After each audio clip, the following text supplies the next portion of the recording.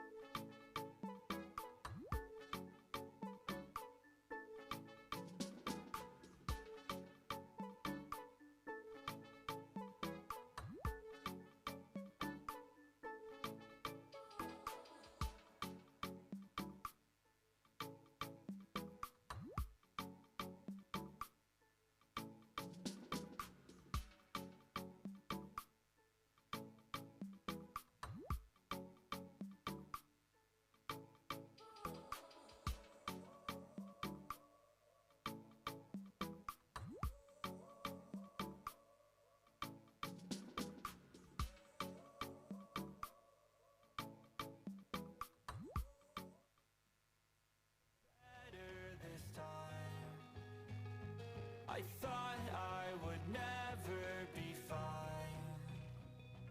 I strive just to say I'm alright. And for the first time in a long time, I'm alright. I've seen a lot of change, been through a lot of pain. Some things are not the same as they were a year ago, but all will be okay. I move on each and every day. The past is where it stays, way back a year ago.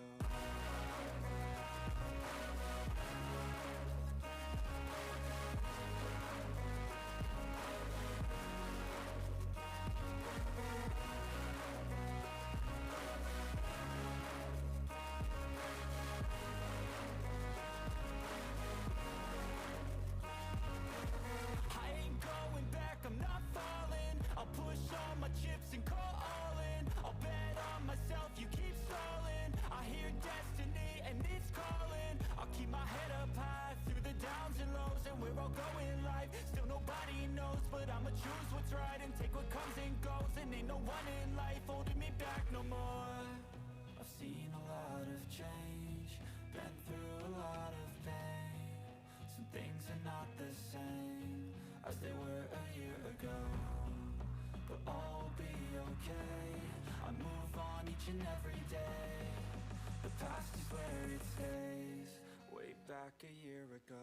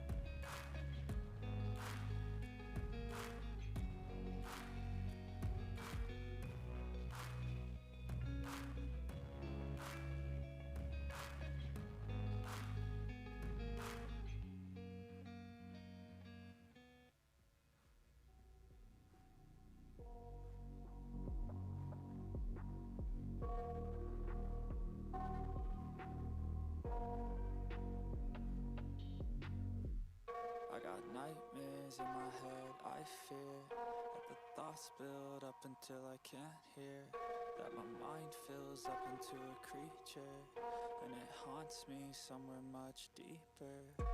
Anxiety, filling up every space, no privacy. And silently, it could build and build until you finally see, whoa, it's taking over, damn no closure, moving closer. No exposure, I just wanna be a loner. Some can't stay sober, looking over all their shoulders, like moving boulders just to get out of the home. It sucks, I've had enough. I don't wanna feel the stuck under the rug. Hey everyone, the conference will start in 15 minutes. In the meantime, you're welcome to have dinner on the back, so help yourself. And in 15 minutes we start. And it haunts me somewhere much deeper. I got nightmares in my head, I fear that the thoughts build up until I can't hear, that my mind fills up into a creature, and it haunts me somewhere much deeper. I've been feeling weird, I can't seem to focus good enough. Nothing's really clear, sometimes it could be a little tough. I just need to feel like the end's in sight for me, but let's be really real, anxiety can foggy all this stuff. I've been feeling weird, I can't seem to focus good enough. Nothing's really clear, sometimes it could be a little tough. I just need to feel like the end's in sight for me, but let's be really real, anxiety can foggy all this stuff. It sucks when you finally feel like giving up. Oh God, no luck, everything feels like you're sticky stuck. I'm lost, handcuffed to the bed where I sleep, don't give a fuck. Can't stop, unplug, feeling overwhelmed, I think I've had enough. Gotta find a way to get some energy, gotta find someone who's a good friend of me. I need purpose to make it all worth it, I'm still searching and I'm still learning. I want a life that's filled with memories, not a life with regret in front of me. I need focus to keep me from hopeless psychosis if I keep moping.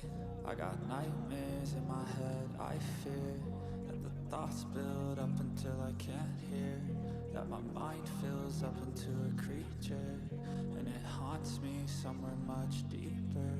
I got nightmares in my head, I fear that the thoughts build up until I can't hear, that my mind fills up into a creature, and it haunts me somewhere much deeper. I've been feeling weird, I can't seem to focus good enough. Nothing's really clear, sometimes it could be a little tough. I just need to feel like the end's in sight for me, but let's be really real, anxiety can foggy all this stuff. I've been feeling weird, I can't seem to focus good enough. Nothing's really clear, sometimes it could be a little tough. I just need to feel like the end's in sight for me, but let's be really real, anxiety can foggy all this stuff.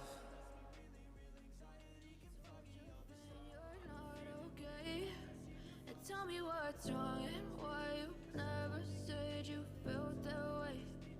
Guess you're trying to stay strong and fake a smile until I look away. But I've known you too long, it hurts to watch your blue eyes fade to gray as you fade away. As you fade away. Yeah, I'm about to fade away, cause every time I wake up I feel like it's Monday. Something's going wrong with all the chemicals up in my brain. All of a sudden I don't look at anything the same way. Gotta build up of my thoughts sitting in an ashtray. I'm sorry that I'm so inconvenient, okay. Just let me be me and I'll stay out of your way. I can see the way you look at me, I'm such a disgrace. I never really asked to be brought into this place. You wanna love me? Well then baby I have a taste. All the highs and the lows, no you'll never be the same. I don't really wanna hurt you but I can't control the pain. If you're sticking by my side maybe we could be okay. Okay, maybe you could be the change I need today. I promise that I've never felt this way. I really hope that you will choose to stay through all the pain. I know you told your friend you're not okay, and tell me what's wrong and why you never said you felt that way. Guess you're trying to stay strong and fake a smile until I look away. But I've known you too long, it hurts to watch your blue eyes fade to gray as you fade away. As you fade away. As you fade away.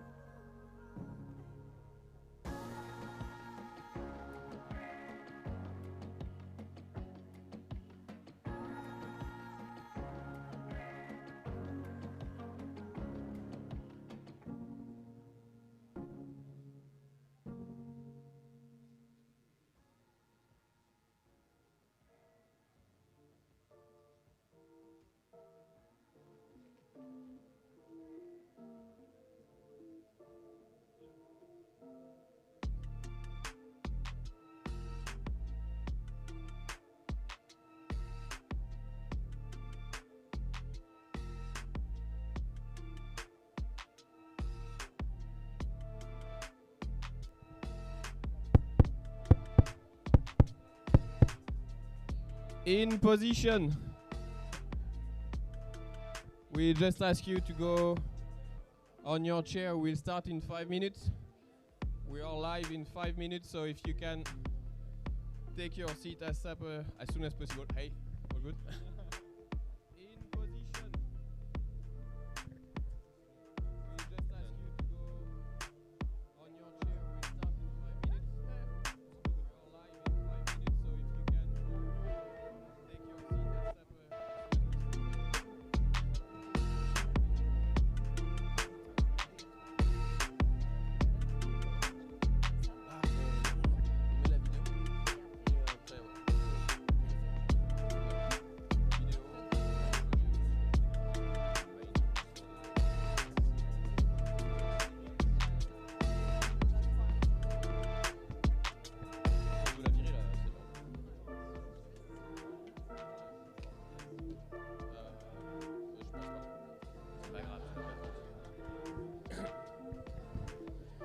Sorry to disturb your chat with your friends, but we really ask you to be on your chair ASAP.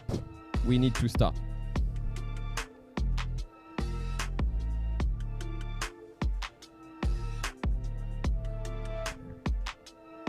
Sorry to disturb your chat with your friends, but we really ask you to be on your chair ASAP.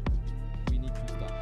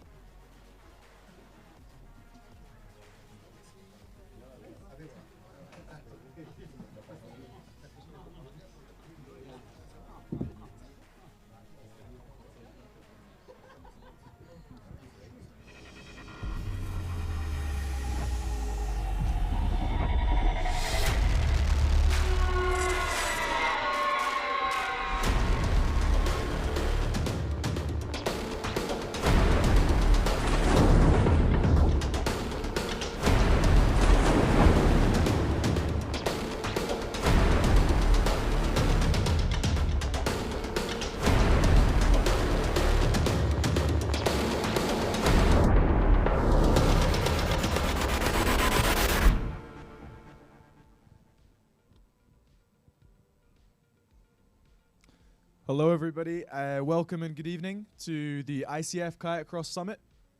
Today's conference, we're here to talk about the past, the present, and the future of Kayak Cross. On Friday and Saturday, we're going to have 2 workshops. Those are going to be about equipment and competition format. The idea for today is to have a constructive discussion amongst ourselves. Just to remind everyone that please respect each other. There's going to be dedicated speaking times with a open question time for the audience. So if you have any queries or anything you want to discuss, there will be a moment for that. Please raise your hand in the room if you have a question, and if you're watching online, then just type it in the YouTube chat and someone will be monitoring it. But most importantly, enjoy. Talking about Kayak Cross all evening. And let's start with a welcome video from our Canoe Slalom Committee Chair, Richard Fox. Hello everyone, and a very warm welcome to the first International Kayak Cross Summit. It's fantastic to see so many of you here in Epinal for what is an important step forward for our discipline. I want to begin by sincerely thanking our host, Swiss Canoe Federation, and in particular the driving forces behind this gathering, Pierre Labarelle and Lucas Huero. Your leadership, persistence and passion have made this summit possible. My thanks as well to the City of Epinal for so generously accommodating the late change of venue, and to the ICF team of Thomas Rosset and Manon Bouquet for keeping all of the coordination going well behind the scenes and working closely with Pierre and Lucas. The ICF is very pleased to have supported this initiative with dedicated funding, because we believe deeply in the value of bringing our community together and capturing the ideas, knowledge and conversations that will shape the future of Kayak Cross. The purpose of this summit is simple but powerful: to gather the different players in our sport in a spirit of openness, collaboration and shared ambition. Over the next few days, through training, workshops and dialogue, we have a chance to enrich the discipline and contribute to its evolution as we look forward to LA 28 and well beyond. Thank you for all being a part of this first step. I'm looking forward to the conversations ahead and to the collective progress we can make together. Welcome, and let's enjoy a productive summit. Okay, big thank you to Richard for that. And now in our next stage, we have our first guests. So please could I welcome onto the stage Tilman Roller, Joe Clark, and Eva Elina Hochevar.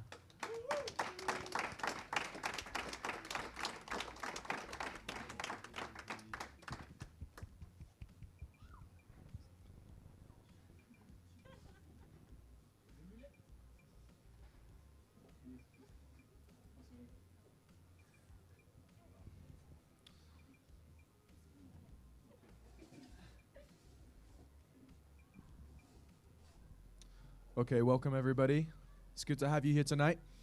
Firstly, can we just go through the group?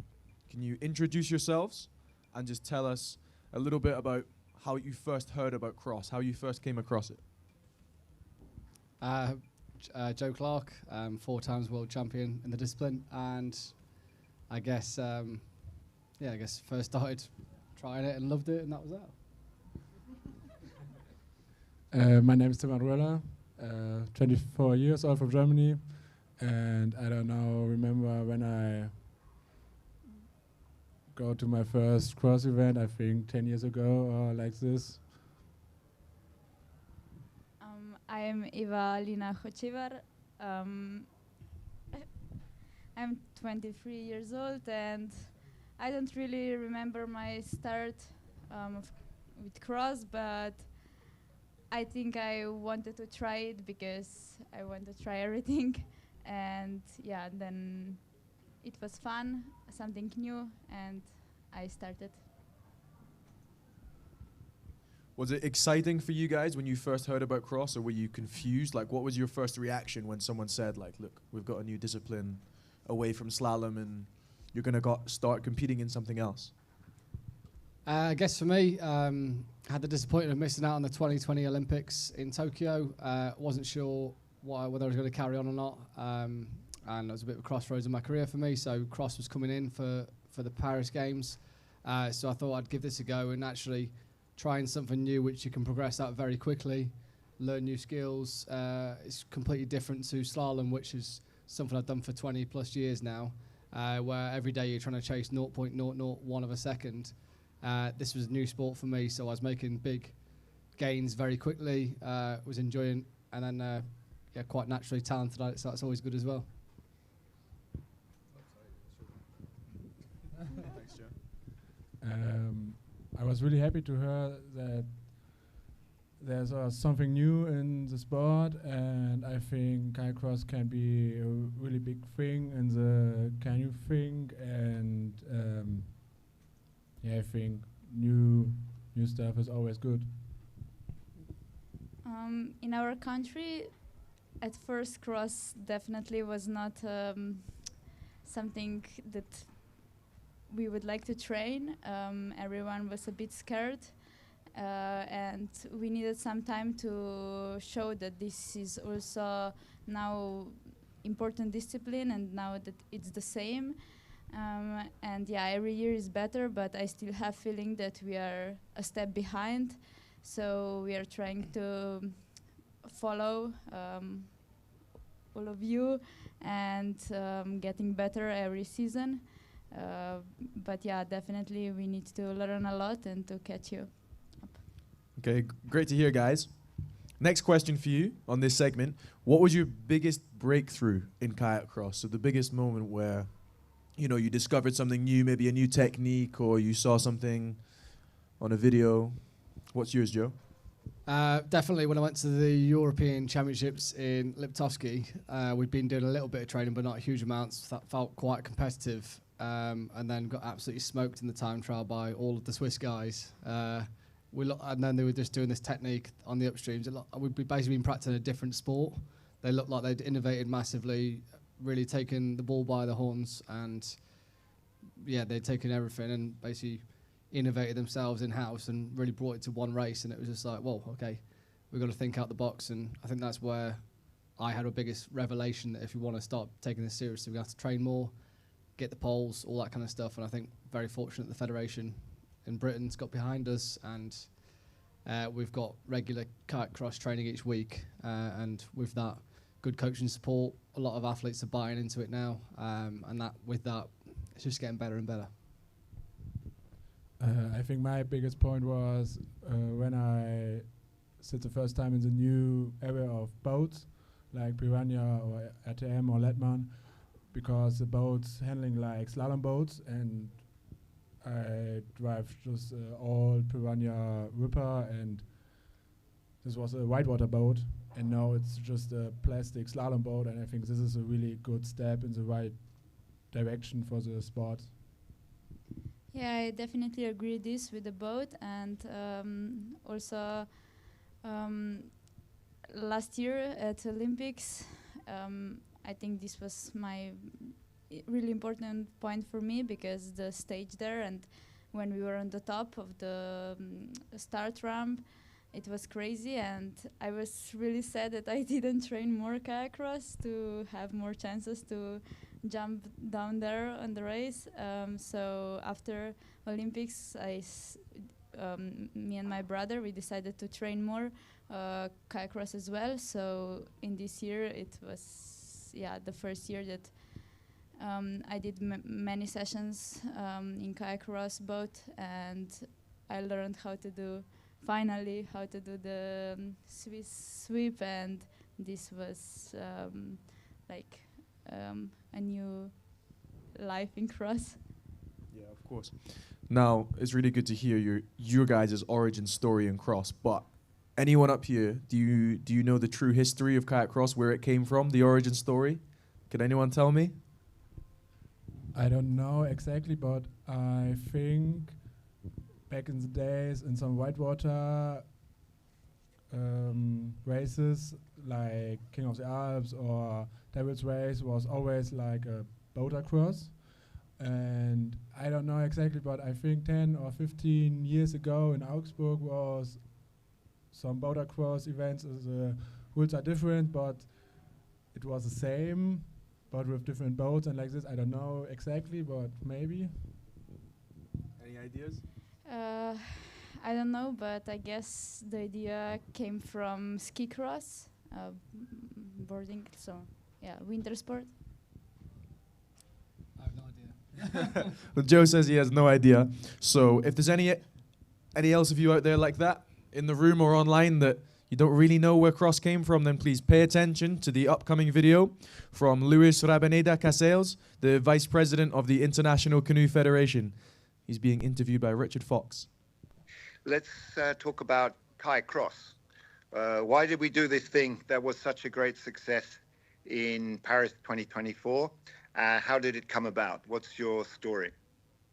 Well, for me, the story was like after the games in London 2012, we had a meeting with the IOC at that time, the board of directors. We met with them in Lausanne, and we were talking about how to improve the quality of the canoeing events in the games. And we had this presentation from Christophe Duby, the sports director of the Summer Olympic Games, saying we need younger sports, more dynamic, more explosive, more attention from the crowd.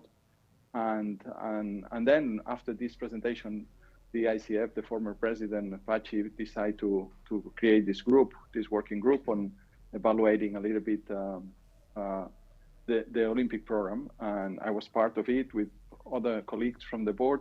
And at the end of that, it was a clear mandate of saying that the two Olympic disciplines, the sprint and slalom, need to improve the product and maybe try new things to be able to propose to the IOC a new product. So at that time, Tony Stanguet, who was the vice president, was really supportive of that idea. And then Tony was leading this idea of developing something, and that something becomes the Kayak Cross, because we all, at that point in time, had some experience. I was organizing events on Kayak Cross in the late 90s and early 2000s. And Jean-Michel Bruno was really supportive as well on the concept of creating something new. And that's where everything becomes. And I think also, Richard, what was really appealing was the fact that the C1 women changed some years ago when you was the vice president, was helping as well a lot to try another new thing. And I think that's what was the start of the reality of Kayak Cross those days. Yeah, so in fact, it's been quite a long journey from 2012 to 2024, 12 years. The first time in the World Championship program was in Po 2017. And what do you feel in terms of how the sport was introduced, how the event was introduced then, and that time between Po 2017 and Paris 2024? What do we learn from the first events, and how do we, deliver the product in time for Paris? Well, to be honest, Po 2017 was like the kind of the launch of the product, and we had a visit already in 2017 by the IOC evaluating the product, and we had a very positive feedback. And then from that point on, we were looking straight to Paris 2024, and then I think we had some evolution from 2017 till 2024, but we still have more evolution to come from my perspective. I think what we learned was to organize a competition that was simple but was exciting, and Paris was a highlight for that.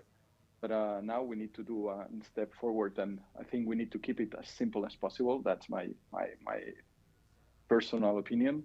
As simple as possible. We need to make it accessible for everyone, because Kayak Cross has a unique opportunity for the whitewater, and I'm talking about whitewater, not slalom, whitewater sports. It's to integrate the whitewater family in one Olympic sport. You used the word simple, and that's been used by others. What do we mean by simple, and how far away from simple are we? Simple for me, it's we had these discussions with Tony when we were working on creating the product, and simple, it's basic, well, not basic, but simple boats. Simple means as well simple rules. Simple means an activity that a lot of people can run and can do.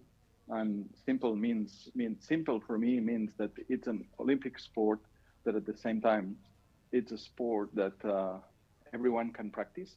But in the reality, or our reality, of the people that is looking this video, is that how we make this sport super exciting for the crowd, for the spectators, but also for the paddlers on the water. But at the same time, making it accessible for everyone to join this competition. And I always, you hear me to say that several times.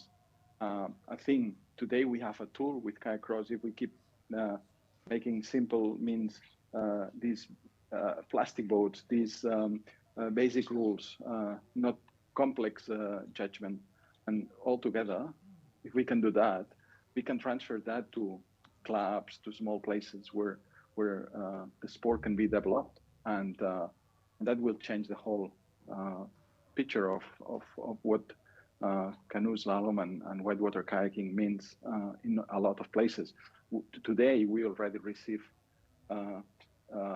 questions from some countries that want to develop whitewater and slalom, and saying, Kayak Cross, it's much easier. So because they see simplicity on it, not slalom. It's great. We all love slalom, but has a lot of complexity in terms of the gate system, in terms of the judgment, in terms of a lot of elements that for a small community that want to start to compete in whitewater, there is complexity. And also we all know that to have to start from zero and to get a certain level to compete in World Cup or World Championships level, you need at least 10, 15 years to get this minimum standard. So that's why Kayak Cross simplicity, again, it's what I think we need to increase the participation, because at the end of the day, what we want is to have maximum participation or maximum exposure.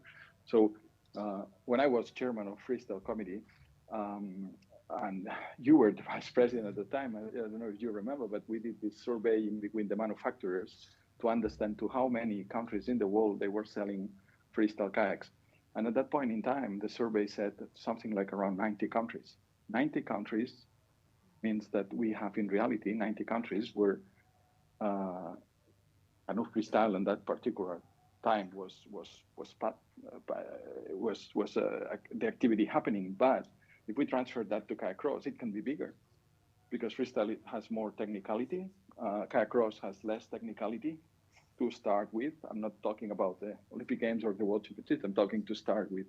So why we cannot transfer this into the whole environment?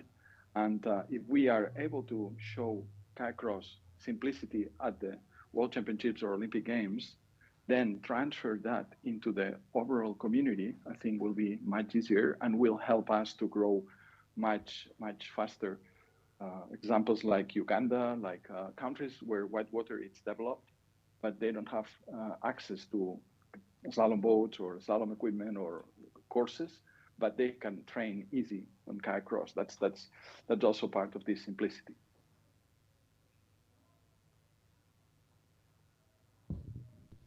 A big thank you to Luis Rabaneda and Richard Fox for that interview there, telling us a little bit more about the history, the origins of Kayak Cross. And I'd like to ask our panel just here, what's your immediate reactions, your immediate thoughts to seeing that video? If I'm completely honest, it's quite worrying that if you can't explain what simplicity means in a sentence and make it simple to understand, then it's probably too complicated straight away. He spoke so long about simplicity, but couldn't give us an answer of what that actually meant within a couple of sentences, which is quite worrying. Okay, that's good to hear, Joe. No, it is true. If you want simplicity, then it should be summarized very quickly. So it's something for the future of Kayak Cross. That Tillman, anything from you? Your immediate thoughts about the video? What springs to mind? I have no someone to add to Joe's answer. Eva? Me neither. Okay, nothing else. That's okay. So when you hear Luis speaking there, the initial conversations for Kayak Cross began at the end of the 2012 Olympics. Is that surprising? Not particularly, no. I mean, when you're going to bring a new discipline into the Olympic Games, it can't be thought about the year before or a couple of years before. It's obviously got to have a couple of world championships in its belt, and then obviously be announced and people start to prepare for that. So it's, I mean, we've seen Kayak Cross events, like Tillman said. I remember my first race, I think it was in 2014 in Augsburg. So yeah, a long time in the making, really. No, yeah. I think to create a new Olympic sports takes some time, but for sure, I think he should to talk about the really history where the sports come from, and yeah, I don't know if he said it, but I think no. So. And when he discusses how far Kayak Cross has come, but also when they were designing it, they were speaking to the IOC about the crowd and integration and how entertaining it is for people. How does that make you feel when, you know, your sport is being mostly discussed as a visual spectacle, you know? Do you think we're achieving that? And do you think it's possible for canoe slalom and kayak cross to be that? Yes. Yes? Do you feel... Go on, Dan. I feel like Kayak Cross is like a simple... I use the word simple. An easier version to understand to the spectator on the bank. Like, you can say that person's in first, that person's second, etc. I've been doing the sport in slalom for 20 plus years, and sometimes still think somebody's on a great run, and then the split times tell you differently. Like, there's so many intricacies of the sport and water and different things that are so hard to see, whereas Kayak Cross is a lot simpler. Obviously, hopefully over the next couple of days we can get into the nitty gritty of a few of the decision makings within the ICF and rules and all that kind of stuff, so we can try and make it a bit more simple, because at the moment we'll go kind of having rounds where you think you've got through, then there's faults going on and stuff like that, and I think that's what the reason why I came, is to hopefully move us forward in that direction. Yeah, thanks, Joe. And you mentioned there that you've been doing slalom for 20 years now, and cross has come into it. Have there been any challenges that you've faced with adding kayak cross to your routine, to your schedule? Any issues with doubling up disciplines? Not particularly, no. It's obviously quite tiring. Heavier boat, 18 kilos boat. It runs a lot slower, and if you're going to practice it effectively, it probably needs to be done at speed. A lot of it's so easy to do the techniques at lower speed, but then when you get to time trials, you need to be going 100%. So I think that's probably the difficult thing. Probably the hardest thing is also having people to train with of a similar standard, and that's why I think in Great Britain we've started to get that a little bit now, but very envious of the Swiss and the French. They've got a whole cohort of paddlers that are really good, and they train together, and you can really see them like backing 2 or 3 people into the final 8 or the final 4. So I think that's the step for us, really. Yeah, and Tillman, for you, this season you were only competing in the kayak cross discipline, so you weren't doubling up with slalom. How was that for you, and how was it seeing your peers double up and do both, but you had to train and only perform in cross this season? How was that? For me, it was not so stressful. It was really nice because I have only one discipline, but last winter it was not so easy because I was the only guy in Germany who training cross every day, and this was until February or March. Only there come some guys to join the group, and before that I have just me and my coach and do the technique day for day for me alone. But this was my way, and I'm happy with this way. So for me, it's really good. Do you think the future of kayak cross is more people like yourself, more specialists? Yeah, of course, because for me, I'm too big, too heavy for slalom. I has no the big success in slalom, and without cross, I would be now no athlete anymore. So cross gives me a second chance to live my dream, to be a professional athlete, and yeah, it was the best thing what can happen to me. That's really good to hear. And Eva, for yourself, you're pretty much the polar opposite to Tillman. You're doing 2 disciplines already. Kayak Cross has added a third for you now. Have you ever felt like adding Kayak Cross is just too much for you? Yes, we thought about that. Like we were talking if it's good decision to add Kayak Cross or it's better to skip it. Because it's hard to train 3 disciplines because when you think about the week and you think that someone who has only 1 discipline does, for example, 6 sessions in the same boat and you do 2, it's like 1/3 and it's less, and sometimes you ask yourself if you can be at the same level, but then you have the best athletes like Jess Fox and Kimberly Woods and everyone, and they all do all 3 disciplines, and then you think that like of course it's possible, but you need to have a really good plan, and you need to believe that you can do it, and you need to enjoy. And I know that, for example, sometimes when I skipped some disciplines, for example on the race that I performed only in C1, I was really sad that I didn't race in K1 as well or cross. So for me it's good, it's better to race all 3 disciplines because I feel more complete, and it can work. And speaking about it can work, Joe, you're probably one of the best examples of making it work. You are, I believe, the only person to become world champion in both kayak slalom and kayak cross. So how much can you credit that to your training and your time management between the 2 disciplines? Obviously you've got to manage that balance. At times I'll do more slalom and less cross, and then other times I'll do more cross and less slalom. So it's just constant kind of battle and where you feel where you are. But that being said, there's times where I haven't balanced it and I've been significantly better in slalom and then worse in cross. But I think having the 2 events for me is fantastic. If the slalom doesn't go so well, it's like the insurance policy that you've also got that second event. So that's happened to me in the 2021 World Champs. I missed the semi-final, went to become world champion in Kayak Cross, and then exactly the same thing happened this year. I missed the semi-final again, and then became world champion. So if that happens again, guys, then get worried. Okay, and just shooting this one back out to the audience and to anyone watching on the YouTube live stream that have any questions. If you're in the room, if you could raise your hand. Or I think we have a question from the YouTube live stream by the signal. Yes, we have one question from, I hope I pronounce it well, but like Ruse MCD. What do you think of the fairness of the start and the position of the paddlers?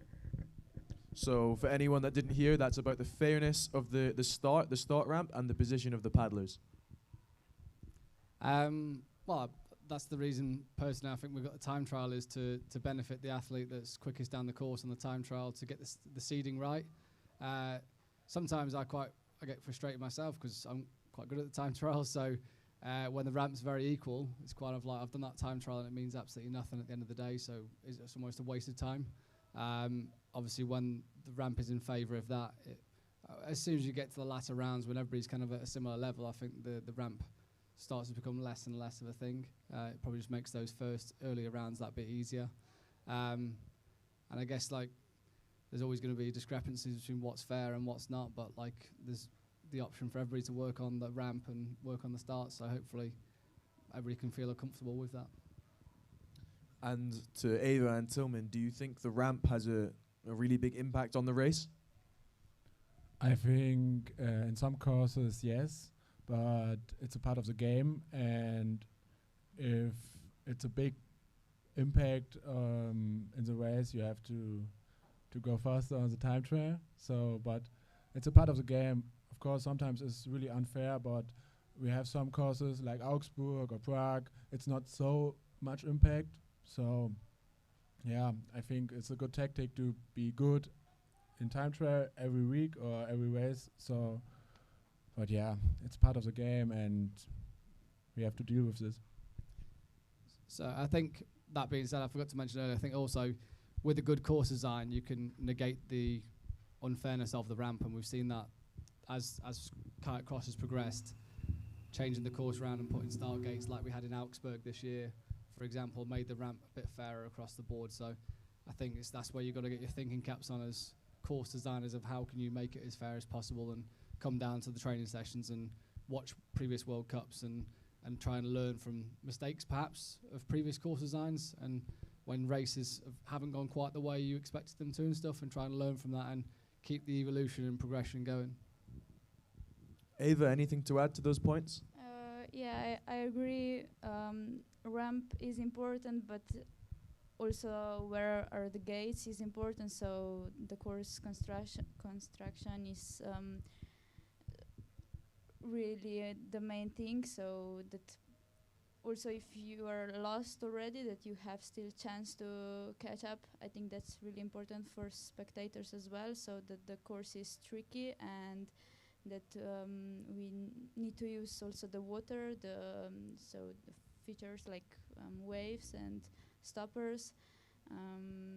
That it's not decided who is the winner after a few meters, but that you have a chance to attack till the end. Okay. Any other questions from either the live chat or the audience? If you have any questions in the audience, please raise your hand. Couple. Pitt, you want to go first? We've got a mic for you. What are the biggest improvements that happened in Cross so far, and what are the biggest issues do you guys think that need to be addressed? That's a big question. I think the biggest improvements was probably the automatic ramp. I think I actually personally like it. It's made the start significantly easier to understand. Like, it's so easy to somebody to jump the start slightly and not be penalised for it, and that can have a huge advantage. I actually really like the innovation this year with Jan with the ramp as well, because that brings the reaction element back into it without it kind of being favoursome in one way or the other.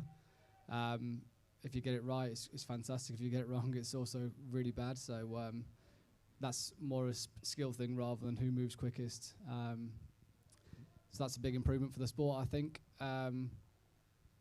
I think it's easier probably to talk about was the biggest challenges we faced. I think like the faults is probably one of the biggest ones for me, and making those rounds as like quickly as possible. Like at the World Championships this year, you get start time. Let's say it's 3:36, and you're waiting at the start thinking I'll be off at 3:36. 3:40, 3:45, 3:50, and you're still waiting for a decision from the previous round. All that time you've been trying to plan your warm-up and keep yourself fresh and ready to go, and 15 minutes has gone by, then a decision gets made, and it can really kind of knock you. If fortunately we're in Australia, nice and warm, but if that was a much colder venue, if it's raining, it's hard to keep yourself in the zone with that. So I think having the ability to make those decisions quicker and simpler as well. Consistency is probably one of the biggest things. That's probably a word that's going to come out over the next few days, is consistency in those decisions that get made. I think we've seen that across for slalom as well. Like, we'll always debate in the community of what is a 50 and what's not, but just a bit of consistency with some of the decision makings, and hopefully we can see some videos from decisions that got made so we can have an understanding of what is a fault and what isn't, etc. Yeah, and also for spectators, that's a problem, because they're waiting there and they don't know what's going on, and especially as you said before, they see someone who crosses the line as first one. In the end, he's the last one. So yeah. Okay, understood. And for our next question, we've got Zigalin at the back. Yeah. So as you mentioned, Joe, for faults to get like a bit easier or faster answer, do you think that maybe heavier gates, for example for downstream gates, would solve that, because it would not move as much? Or do you have any proposal how to like save this? I think heavier downstreams definitely is a thing. Like, I always find that the debate is you can move a downstream or move an upstream, but you can't do it to hinder one of the other athletes, essentially. So that's one of the rules. But you see, you can draw a straight line at the gate, paddle at it, flick it as hard as you physically can, and it is going to hinder the person behind you. But you've got the argument that, well, I had to move the gate to get inside myself. So fantastic. Yeah, you're inside the rules, but we're kind of bending them somewhat there. And if somebody behind you, then it swings and they're faulted, then fantastic. I mean, I saw that at the games with Martin Dugu, with the downstream with Naveau. I just felt like that was quite harsh, really. Like, he did nothing wrong. He was on the line that would have been inside the gate. But then when somebody physically moves it that much, then what you're supposed to do? There's no, to me, that's not skill. That's like, well, it's borderline cheating in some ways, if I'm completely brutally honest. Ava and Tillman, any thoughts about that? Potentially heavier downstreams, or any solutions to make those faults more consistent? I have nothing to add. Nothing to add? now. Ava? Yeah, I agree that maybe heavier gates could be a solution, but I think everything we should try and then in practice, and then we would see what happens. Yeah, absolutely, absolutely. Another question from the crowd, I believe. Can we stand up? Yes. I want to ask if you like the process as more often you have a fixed course you can practice before, and like it's not, you don't like, you know what you will do exactly the gates and you can practice exactly, or if you would prefer like it's a surprise like in slalom. Yeah, that's the question. Yeah, fixed courses. Every venue in the world has its own course, an Augsburg course, a Prague course, or random every time you arrive. Tillman, maybe you would like to answer this one? Yes, I think the biggest problem is that you have just a couple of eddies in every course that make the upstream possible. In slalom, you can put the upstream gate in the smallest eddy you find, but in cross, you have to have a big eddy that we can two, three or four athletes at the same time, and I think this is the biggest problem with this situation. I personally think I think it would benefit the nations that have got the gates and practice it more consistently to have a random course on the day, because the Swiss, the French, the Brits, sounds like Slovenia has started training more, Germany has started training more. Like the bigger nations that have got all the equipment would have even more of an advantage then, because we could just practice different scenarios at home and get more exposure to different situations than others. So I think we talked about the video earlier, make it simple, accessibility and stuff like that. I think try and keep the element of the same course where you get to practice it. So those nations that haven't got the gates at home and don't get the exposure, they still feel like they can be a part of our sport and a part of that and bring something to the game, rather than numbers just dwindling down even further as a result of like, well, I'm never going to be competitive because I haven't got the gates, I haven't got the equipment, and I can't even practice the course now. So that's my personal opinion. And does anyone in here or anyone in the panel feel that possibly having 3 or 4 variants of a course design could be a thing, and then you pick something out of the hat? Does that sound like something that people could get on board with? Ava or Joe, who wants to answer? I never thought about that, but yeah, it could be interesting. Otherwise, I really like changing the course, like in slalom, but I never thought of what Joe said. So yeah, I don't know. Would anyone from the crowd like to add something onto that question with our microphone? Yeah, I just have a question about what the vice president said before. He said he wants to make the sport as simple as possible. And guys, do you think now it's more complicated than before when we started?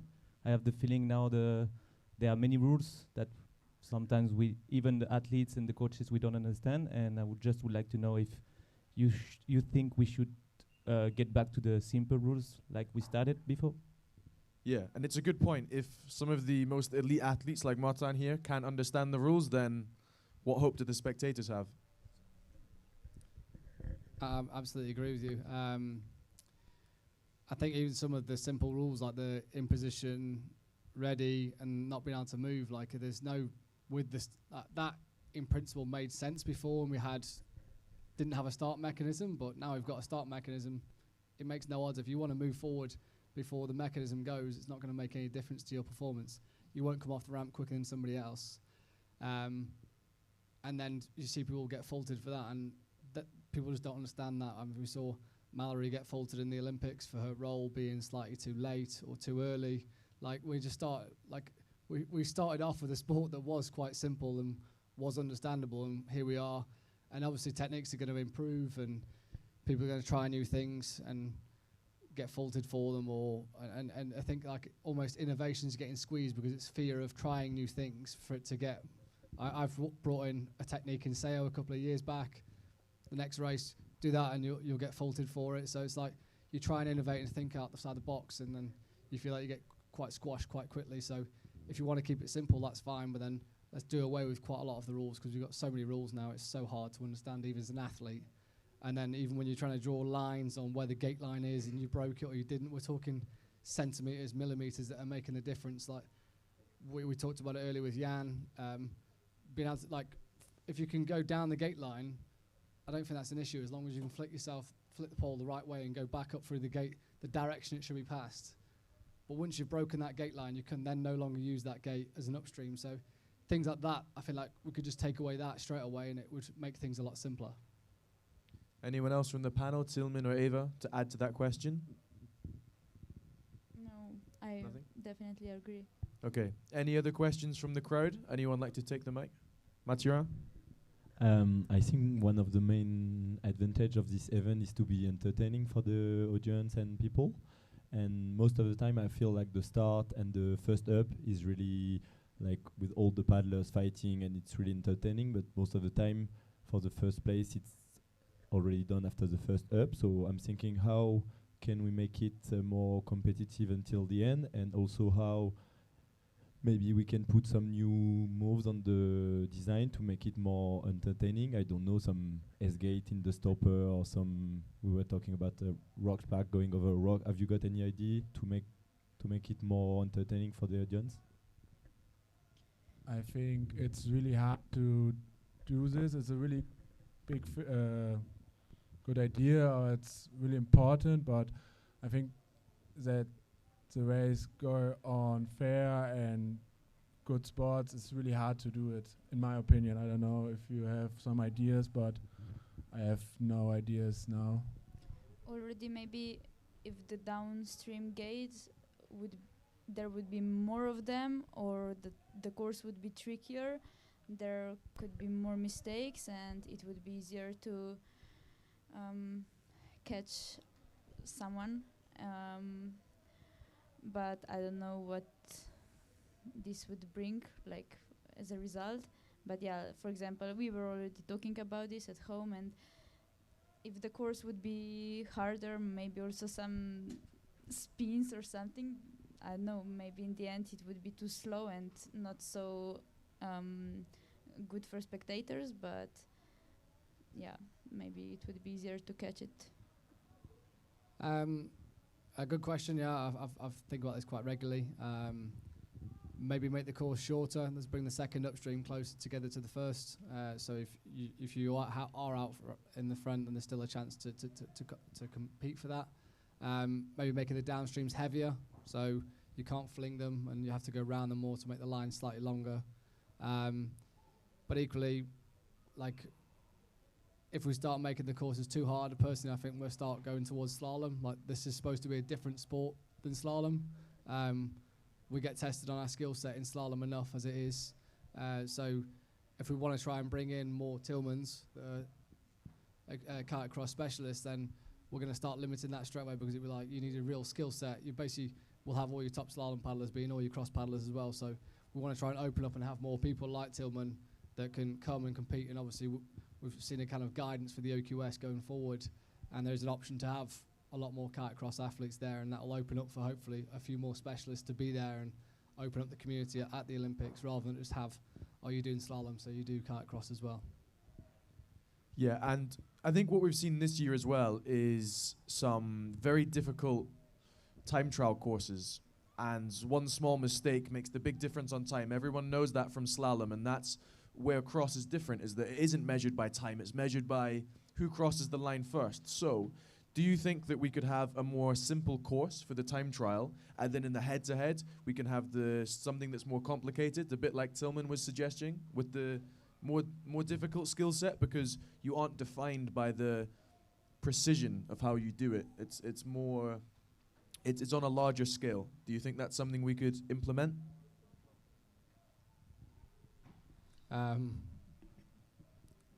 I guess this is food for thought, isn't it, really? This is what we're here for, to talk about this kind of stuff. I mean, I hadn't really thought about it myself.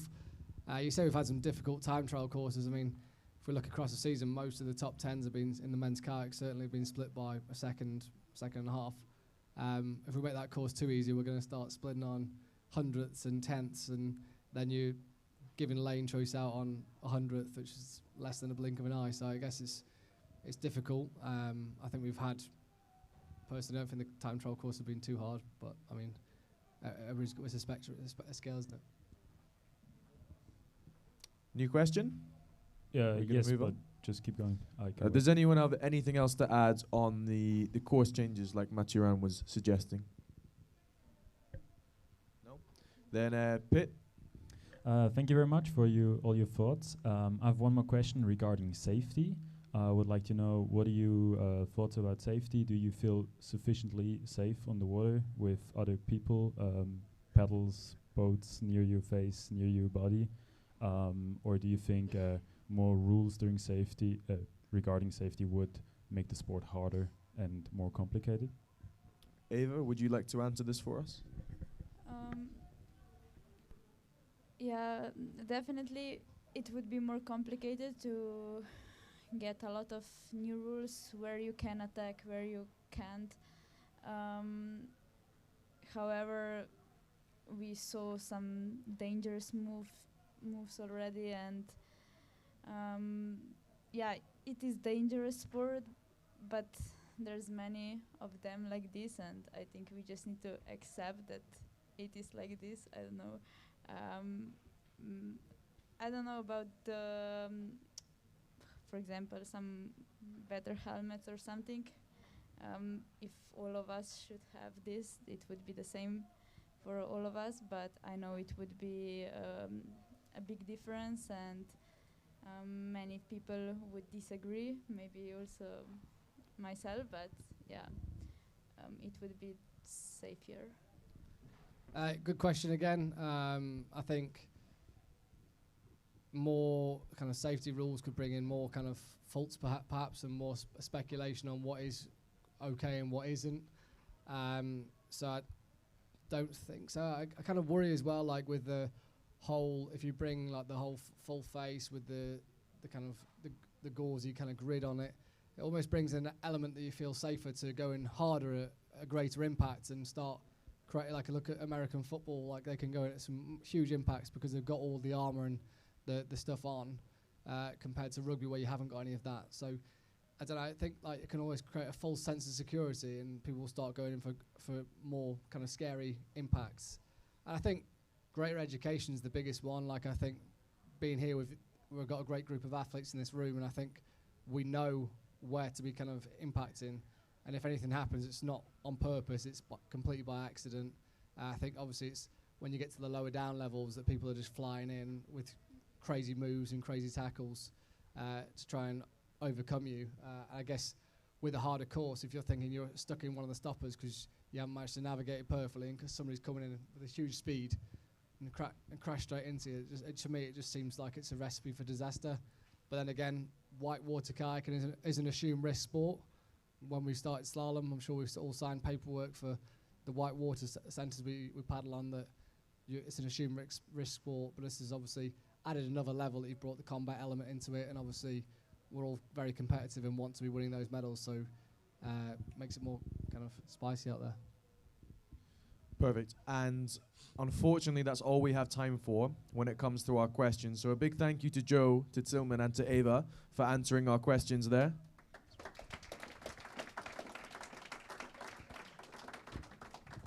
And just to round off this segment, the last few minutes, it's we're going to hear from Tony Estonguet, an IOC member and former president of the Paris 2024 organizing committee. What he has to say about Kayak Cross. Tony, you were the architect for the Kayak Cross. Can you share a little bit about the vision for this discipline, why you thought it was important and how it came about? It started when I became IOC member after London Games, and I realized within the IOC that there were really an expectation in innovation, and the fact that our sport, the canoe slalom, was not so strong. It was still fragile in the Olympic program, so there were a need to see how we could make sure that it will stay in the Olympic program. We only had 4 medals for a big venue. So the idea came from this point, with the idea of having a new format, really complementary from the canoe slalom we all know and we all love.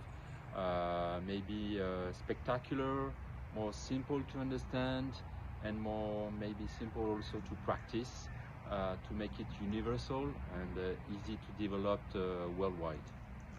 And Paris was the first time we saw this come to life, a great success. What were your reflections? How did you feel about seeing it there? What was the feedback? Yeah, it was exciting. 30 years after Barcelona Games and Lazio de Urgel, to see our sport evolving with these new 2 medals in the program. The feedback were very positive, coming from the IOC, but also from the broadcasters. I think the majority of people who don't know our sport, again, it's quite a show, a spectacular event. So I think it's very encouraging for the future. We still have to work a lot, but it was a very positive first. So let's keep pushing for the next editions. And what's next? What do you see as the opportunities, maybe the challenges for our sport and for continued growth? Yeah, I think it's up to the ICF now to lead the way. I would recommend to keep the format simple, really easy to develop. We should not go into too much sophistication and really high-level network performances in mind, because again, it has to remain easy to understand. We have to avoid the difficulty we face with canoe slalom, with all the judging systems, how we can really find a way to make the judgment in kayak cross different, again, easy, and make sure also that with the boat and the course, we can find a way that it's easy to access for all the countries. We need in our sport to make sure that all the continents, all the nations can have a better access to our sport. So that's for me the main challenge. Perfect, thank you. And a big thank you to Tony Estonguet for that video. And as you can see there, we've got a quick break. For those in the room, you can go get the refreshments at the back. For those on the live stream, go refill your drinks and your snacks, and we'll see you back here in 5 minutes, 8:15. Thank you.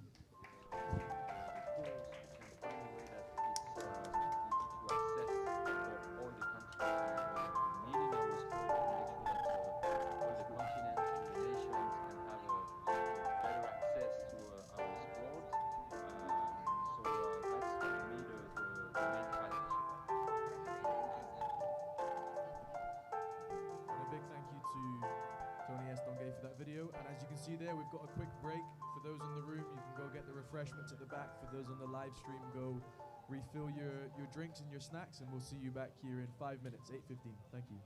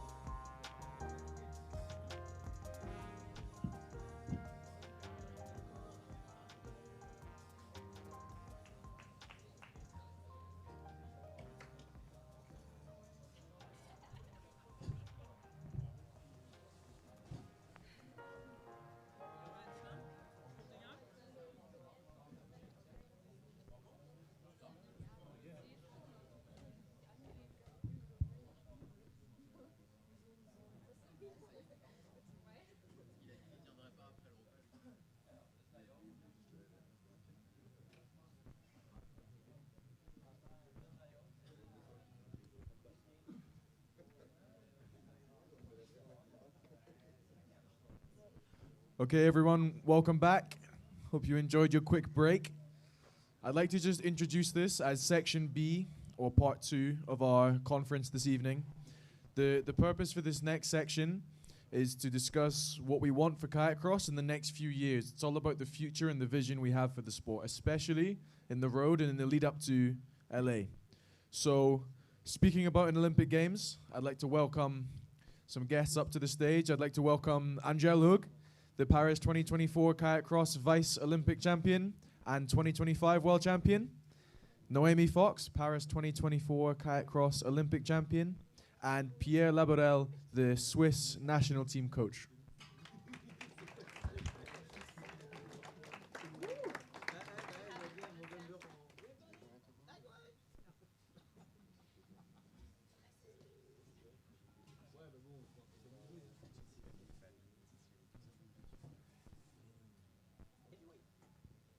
Okay, I'm sure you all want to hear from our great guest today, but first, speaking about Paris 2024, let's watch the women's kayak cross final. In the red bib from Australia, younger sister to Jess Fox, Naomi Fox, battling for a gold here. In position. Ready? The battle for the gold, silver, and bronze, it's on, let's go! Yeah, it's a fantastic start from Kimberly Woods in green there. The Britain has got out in front of Naomi Fox, who's in silver at the moment. In third place, it's Lilac, and it's Hug, the French woman, at the back. Lilac has gone back, and she's been overtaken by Hug, the French woman, who's now in bronze medal position. Out in front, this could be incredible for the world champion, Kimberly Woods. She's battling to get round. And that is Naomi Fox. Did she get round there in front? Kimberly Woods now in second. It is Naomi Fox, and who's in bronze medal position? We'll wait and see. It looks like Lilac, the German, in bronze medal position. Naomi Fox, all she's got to do is stay clean on this ferry. Oh, good turn right there. You don't want to lose any ground here. Naomi Fox looking good, battling for the gold. Kimberly Woods battling for the silver, and that's going to be Lilac battling for the bronze.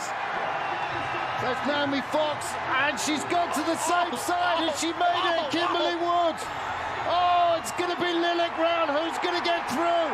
But it's Hug, the French woman. Naomi Fox takes the gold. It's the French woman who's just battled through, unless there's a fault. Hug takes the fantastic silver, and it's Lilac in bronze medal position. Well, firstly, a round of applause for that, guys, no? Come on.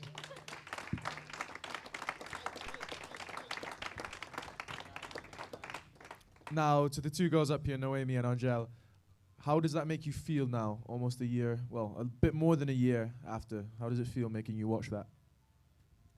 Well, that's the first time I've watched it with like the American Naomi Fox girl. It's, for me, the only race that's gone, exactly as I planned and as I envisioned and as I dreamt. So, yeah, it's definitely always special to relive that Olympic moment and to, realize how lucky you are to have had that one day in a 4-year cycle where you wake up and everything goes exactly how you dreamt. Well, it feels great to see that with Noémie here. I feel like it was like 5 years ago, a long time ago. And yeah, I mean, it was the beginning of cross at the Olympics, and I think we can make new things now. And look, Kayak Cross made its debut at the Paris Olympics. You guys were at the heart of it. Was it bigger or smaller than what you had anticipated when you lived it on that day? Did it meet your expectations? I think it's really hard to prepare you for what the Olympics is and how big it is. And for us just doing Kayak Cross, we had 5 days or 6 days of competition where, you would see the crowd and the 20,000 people. So we had time to kind of, I guess, mentally prepare. But I think the thing I'm most grateful for is, in the final, being up on that ramp and hearing the crowd for Angèle was just, still gives me goosebumps today. And I think I only, realized the magnitude that and the reach that cross had as soon as I went back to Australia. And, people would stop me in the street and say, you in the red bib, you never let go of the red bib. And, just talk about the role and the lane that I chose and how easy it was for them to follow. And I think, they loved they just loved it so much. So in Australia, it really took off and became the sport that won so many awards that year as well. So yeah, I think nothing really prepared me for how big that sport would be. Yeah, the same. I think what was special with Noemi is that we were competing only in Kayak Cross. So we had a lot of sessions on the course, on the special course of the Olympics. So yeah, it was really special, and we spent a lot of time on that. And I think, yeah, we've prepared it in our head maybe during all the nights before the races, and it was 5 days racing. So yeah, I think we prepared it a lot before. And yeah, maybe we were like the first specialists of Kayak Cross, I think maybe. So yeah, maybe it means something or maybe not, I don't know. But yeah, we prepared a lot, and we prepared for the crowd already and everything, yeah. And Pierre, you had a different perspective on it. You were a coach, you were watching on the side.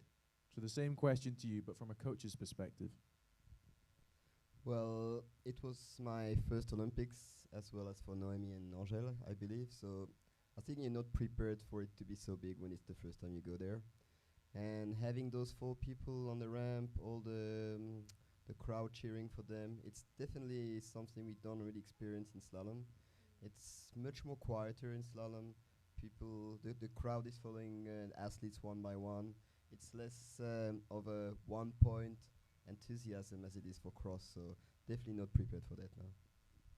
Yeah, and Angèle, you began to mention that you were one of the only people there that were a specific specialist for cross.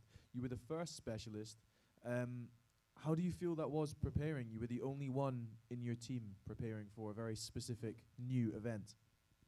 Well, it was quite weird at the beginning with the team, because all the team were preparing for a year for that, and we arrived with Boris to prepare that. It was nice to have Noemi actually, because you are like, I'm not the only one who prepare only cross. But yeah, after when we arrived at the races, I was like, okay, I have some advance, I felt like that. And yeah, I don't know, I think, yeah, preparing cross is something big, and yeah, maybe it means that, yeah, it can be a specialty, and it can be like bigger than only slalom. And Noemi, did you feel pressure watching Jess win twice, and then you had to go and do it as well? Not really. I think for me, I never thought I would make the Olympic Games. For slalom, it was always, Jess pre-selected, world number 1, quite a few barriers compared to a lot of different countries. And then when cross came through, I think for me that was, just an opening in the door that I didn't want to give up, no matter how hard they made it for the qualification process for us. And then, I think I was just so excited to kind of have my own Olympic moment. And no matter what the result, I think we all know that cross, it could have been anyone on that day. And I think for me, it was just a matter of focusing not on the outcome, which is something I, really tend to do. And a lot of us all do. We all focus on that result that we want. But I think I was just enjoying so much being an Olympic athlete. I'd dreamt of it. I love the experience. I love the crowd. I love, the merch, everything about it. I'm just an Olympic athlete that was having the best time of my life and really enjoying the training. And yeah, that side channel with Angèle, with, there was Stefan Hengst and Manu Ochoa. And then as people started to get eliminated, you'd see them come join our sessions. And I think there was just such a moment of excitement to finally get out there, and also like a real enjoyment for the course and the ramp, and just a willingness to go out there. Yeah, and it's good to hear those perspectives from our athletes and 2 of the best athletes. And I think it's fair to say that Paris 2024 was definitely a big success in Kayak Cross. So now as we look forward to the 2nd edition of Kayak Cross in the Olympics, I think we've really got to get it right.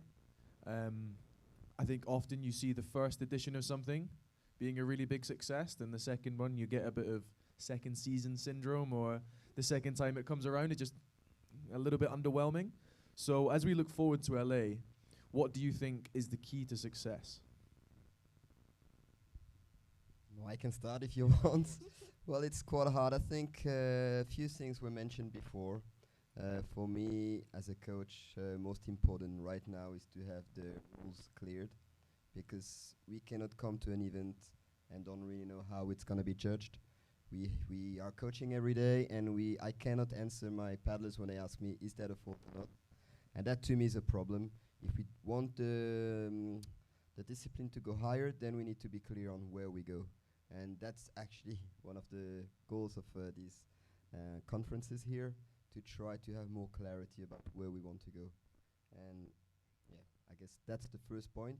If we have clarity, then everyone can prepare to reach what we want to reach. Yeah, I think we can do it better, you know, for sure. And I think there are different points. For example, we know that people are loving it like a lot, but they have, you know, they have to be able to watch it, because for now they can't really watch it anywhere. Like, it's hard to watch, and I think we can, yeah, try to work on it. And also, you know, they love, like, I think, seeing people fighting, and maybe like there are some opportunities to add some fight situations. For example, well, it's not only my ideas, it's my whole team ideas, but for example, adding 3 upstreams instead of 2, yeah, to make it like more fighty, you know. And yeah, there are a lot of more, and we can discuss after. I think what I'd just add is that element of show business, I think, was the main big success in Paris. The fact that you can really animate a crowd and they can really get behind certain people as well. So that's something that I hope we can really keep. And then for me, it's a bit of a personal spot that I get very passionate about. But I think making sure that it is the best athletes representing the country. The qualification system that we had with Prague, we're success stories from that, but I think we all saw that, you know, not the best athletes represented their country on the start ramp. And I think something that I hope that we don't see in LA is 2 days before the Olympic Games, someone on Instagram being like, oh, doing my first run down the ramp, and then, you know, doing like this sign on the ramp. I think that kind of decredibilizes the athletes. That's their issue, but also our sport. So how can you ensure that our quota allocation really ensures that it's the best people pushing that sport forward and representing their country at the Olympics? If I can just jump on it, because I fully agree with what Noemi said. I think for me, the future probably relies in creating some kind of a professional league where the best paddlers in the world are qualified for the best competitions in the world. Because the crowd will never be able to, you know, cheer for people. Thank you. Cheer for people who actually they don't know, because in the team selections they've been given faults or not being able to qualify. So if they can actually see the world's best every time, it's going to be much easier for them to follow. Yeah, for sure. And it's definitely very exciting as we head towards LA 2028. So let's go back to Luis Rabineda again, and let's see what he sees for the future of this discipline. Now, we're at the Kayak Cross Summit, which is now in Epinal. It was going to be in Unang, but for some challenges on the river there, it was relocated. And I'd like to thank the Swiss Canoe Federation for organising it. It is an event that's supported by the ICF, so we've got athletes in the room and coaches in the room, and hopefully, if our technology working, people online watching this. What's your message to this community as we look forward to LA 28 in 3 years? We're not planning changes to the rules. The format is pretty similar to what we saw in Paris. But what would you like to see in LA 28 for Kayak Cross, and what would you like to see beyond LA 28? Well, first of all, I would like to apologize to not be in Epinal this weekend. That was my plan. But when I heard about this event, I was already planning the trip where I am right now. I'm in the middle of the Patagonia working and having some days off. But I'm first of all saying sorry to not be there, but I'm very interested to hear about the feedback that we can get from everyone. So what I would like to see these 3 years is towards LA. It's how we can use the venue in Oklahoma in the best way to showcase better Kayak Cross. That's a challenge for the ICF in general, how we can improve the product that we deliver in Paris. That was a highlight, how we can improve and how we can make a step forward. I think that's part of this is with all these people in this room giving the feedback and also helping to get this feedback, but also to understand the message of using Kayak Cross as a development tool. I think that's important. And don't forget that we're heading to Oklahoma and USA, that it's the biggest whitewater recreational market in the world. So if we are doing a good job there, we can have a lot of people in US especially jumping into our discipline, and that's quite a big challenge, but it can be a good factor for our discipline. And then next step, Brisbane. We are still working with Brisbane, the new venue in Redlands, etc. So I'm pretty sure that when the Redlands venue will be confirmed, Kayak Cross will be confirmed. But what we need to be sure is that we are ready to do a step forward in terms of making more spectacular our discipline. If you heard the last messages from the IOC president the last few weeks, she has been very strong, saying some sports will be cut because we need more new sports, young sports. We need to embrace the new generation, short competitions and electric atmospheres. So Kayak Cross can bring that, but we need to keep working on that product to make it a little bit more exciting and also more wide in terms of participation, to be sure that the IOC really keeps thinking that this is a highlight for the Olympic Games. That's excellent. So keep working on development, keep it simple, and make sure that the show stays front and center. That's what we achieved in Paris. So thank you very much, Luis. It's great to talk to you. I'm in Australia, you're in Patagonia, and this event is taking place in France. So we really are Paddle Worldwide, looking to the future. And thank you, and happy paddling. Thank you, Richard. Enjoy. And once again, a big thank you to Richard and Luis for making that video for us. I'd like to ask our guests up here first, what is your immediate thought from seeing the video? My immediate thought is I think what kind of is a key to make the sport spectacular is to have athlete investment and to foster their progression. And I think right now we all kind of feel stalled in that progression because the rules remain a bit unclear or innovation is stalled as well, for lack of a better word. So I think that's it. It's you kind of we're all frustrated because there's the skill, there's the athletes, but I think we don't have either, say for my case, lack of training partners in Australia, or these events are incredible to collaborate and to see what everyone else is doing, and that's when you feel the momentum to progress. But then when we kind of all go back to our own environments, we can quickly feel stunted in our growth because of the confusion of rules or not getting through an extra round because of an unclear fault and things like that. So I think that's the real key to have that spectacular race that they talk about, is to have that athlete investment and to support our growth and innovation. My immediate thought was especially about what he said about Oklahoma is in the USA, and if we make a great thing there, maybe people will start to practice Kayak Cross. And it makes me remember what we said with the team just before, that to do that we have to make it simple to practice for these people. For example, for the boats, because for now it's plastic boat, but it's still hard to find one, especially in USA, and because it comes from France or Europe and everything.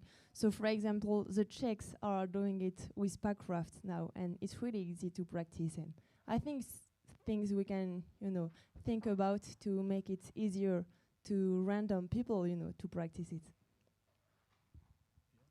Yeah, my thoughts on the videos. Well, it's good thoughts, good to share. I think we all agree on it. The question now is, how do we do it? it's very good to have good ideas. So we want to make it more spectacular. The question is actually how do we make it more spectacular? And I'm not sure about the development thing because when you look at the gates and the boats and the courses, I'm not sure it's easier to practice cross than it is to practice slalom now. So I don't think we should look at the discipline as a new way to gain more paddlers. I don't know, it's quite difficult to answer this, and it's good to say it. Now the most important is how do we organize ourselves as a community to actually move forward. Yeah, definitely. And we need to be focused on the details, I think, with that. So speaking about details, I'd like to ask our athletes and the coach here, what would you keep from Paris 2024? And what would you change? What would you improve? I'm talking specific details about how the event was run or how it was shown on TV, anything like that. What would you keep and what would you change moving forward into LA and moving forward also into Brisbane?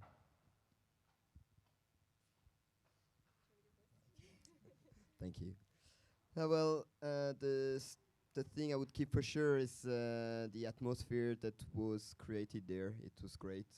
Again, everyone cheering for this particular moment where the 4 boats are on the ramp. That's really good. I'm not sure about the succession of racing days. There's many days that were not really important. The time trial was not so important.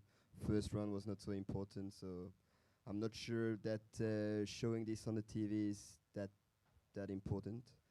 But yeah, that's just thoughts. Then for the rest, I would say definitely having the best athletes competing, it's important. If you want the crowd again to identify themselves to champions, well, the champions need to be there. And if the best paddlers in the world are not in the Olympics, to me it makes it a bit of a problem. So that would be the most important thing for me to sort. And that said, we talked about it as well, but the rules need to be made better.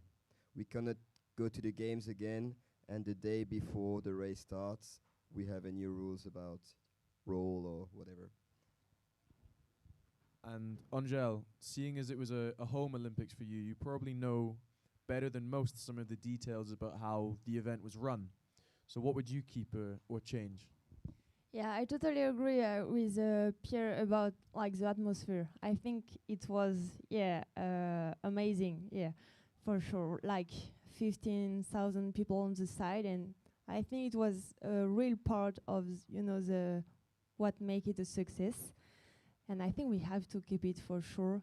But yeah, to make it even better, we have to add some fight to that, because as I said before, people are loving it, and we can show them more fights and more situations, and we can also add some we have to help them understand the athletes, who is who has done that, who has done results, or who is this team, and everything. Work around the teams and the athletes too, like as a brand. And with what Richard was saying online and with what we're hearing here from our guests, how important do you think social media could be in bringing this new age, this sort of young sport, an exciting sport? And most young people now, they're on social media all the time. They're on Instagram, TikTok, they're on their phones. So if you want to engage them, is that the first frontier? Is that a priority for us, do you think? Yes, I do think so. I think social media and access from the Olympic Games, the people that really put themselves out there and created that storytelling element, a lot of people loved following their journey and then still love following their journey today. That gives the sport visibility, it gives athletes visibility to get sponsors as well and continue doing their sport. I think naturally social media is an avenue for storytelling, and we have so many incredible storytelling stories in our sport, but it can't just be driven from athletes. Some athletes we all know love to put themselves out there. Some athletes don't, but still have great stories to tell, and I think the Canoe Federation can really do us a hand with helping elevate our stories in, I think, more of a professional or up-to-date way. with you. You're really good at that, Sam. Anyone else got something to add on that point or no? Yes, one else. I agree with Naomi. It could be like a good way to do that. But also not everybody knows canoeing, and I think we have to make it more known, and we have to help people to maybe practice it, or maybe not only just knowing it and know this sport. So yeah, social media and communication is good, but we also have to work on the distribution of the sports. Yeah, absolutely. And we spoke earlier, we mentioned the time trial not being important. This season, it has changed a little bit on the international circuit with the introduction of individual medals. Another change that we've seen is medal ceremonies in competition gear as well. So just on those 2 points, so what are your thoughts about those two sort of innovations we saw this season? Is it a step in the right direction, or are we not doing enough? Well, I think regarding the time trial, more medals is always good. It creates more stories, more opportunities for the paddlers. If you see this year, it's new people who won medals, so it's always better to me having more medals. About the ceremony in the paddling gear, I'm not too sure. It's more of a artificial thing for me. But definitely having more events, more medals, more stories to be lived, participates to making the sport bigger. Angel or Noemi, something on those innovations this year? I mean, I think the time trial is a bit of a redundant event otherwise. At the Olympics, it wasn't televised or no spectators. So, I mean, it can either be like that or it can be a medal event. I think for me personally, it's a less interesting medal event in slalom just because, you can have the top 20 in less than 1 second. It could have been anyone. And everyone looks like they're doing a perfect run as well. But I'm for a medal compared to no medal. And then I honestly feel like I have bigger fish to fry than whether we are doing medal ceremonies in uniform, although I hate our Australian uniform at the moment, so I'd happily do it in paddling gear, but I think it's not a big deal. But there is that element of if there's the champagne, that would be great, or if there's that showbiz element to it, I think it's just missing. Okay, and just moving on from this segment here, a little bit on innovation in smaller countries. We have a development presentation from Don Vivega. I don't know if I'm pronouncing that correctly, sorry. He's South African, and he's been doing some great work over in South Africa, so we've got a short video for you to watch to understand that. Hello and welcome to my presentation about South Africa's Kayak Cross first approach and how we have used it to revitalize canoe slalom activity within South Africa. My name is Don Vivegi. I am the slalom chairman for Paddle Sports South Africa, and I've been asked by the ICF to present this and to give some ideas to other countries who are trying to rebuild and grow slalom within their disciplines and activity within the sport. So the problem that we had to solve was quite simple. We lacked canoe slalom infrastructure and we lacked the equipment. A lot of it has got to do with the cost and proximity to Europe. Getting kayaks, getting equipment into South Africa was extremely difficult and a lot of the times not affordable to the average person wanting to race. We also struggle that most of our rivers are not deep enough or do not have consistent flows in order for us to be able to race slalom and to race in a way that protects the kayak. The benefits of Kayak Cross, on the other hand, are that any river that can be kayaked is a viable race course. Mass-produced kayaks are more common and in use for recreational kayaking, safety kayaks for rafts, and things like that. For us as well, because of the style of Kayak Cross, you can choose between a time trial if it's extremely narrow river or a head-to-head race if it's a bit wider, but you're not limited by having to protect the fragile carbon composite slalom kayaks. The complexity of the racing is also a lot more lower. It's more about tactics than pure technique. especially at the entry level of the sport. And this allowed us to really grow the sport from the kayaking side of things. It allowed us to travel to international events with paddlers who were purely kayakers and were racing in Kayak Cross, and we brought them over to a World Champs as Kayak Cross athletes, but their focus was as to race amongst the world, and they could still race in slalom despite coming from the Kayak Cross background. How canoe polo played a role is a very interesting story, because from South Africa, canoe polo activity, particularly in the school level, is quite high. We have a lot of activity with canoe polo, but not as much with slalom, almost zero. With canoe polo, the majority of the clubs and the schools that do it use a single kayak that is made by fluid. It is a plastic polo kayak and has bumpers and can play a very normal game of polo. It's too long for the official Kayak Cross rules, but we adopted these for our inter-schools races, and it allowed us to actually compete and have paddlers having races and head-to-head races. We used our Kayak Cross gates that we got made, and this photo is from earlier this year, where we had an inter-schools race with over 85 participants from the ages of 14 up to 18, and all racing in canoe polo kayaks. And the benefit of this was that it was purely on the skill of the paddler, because all kayaks are the same. And 3 of the paddlers that raced in this race were at the 2025 Junior and Under 23 World Championships. And so it's a gateway to playing canoe polo, but also playing and racing in Kayak Cross. Some of the success stories that we've had after adopting this approach was our entire team at the 2025 Junior and Under 23 World Champs was selected for Kayak Cross. We did not have a single person who was selected purely for slalom and then raced Kayak Cross. They were all Kayak Cross first, and then they raced in slalom. Because of the nature of the events, obviously they race, the majority of the time spent racing is in slalom. For instance, you've got the heats, team runs, and things like that. But all of these athletes were able to race at a World Championships despite being from a pure kayaking background.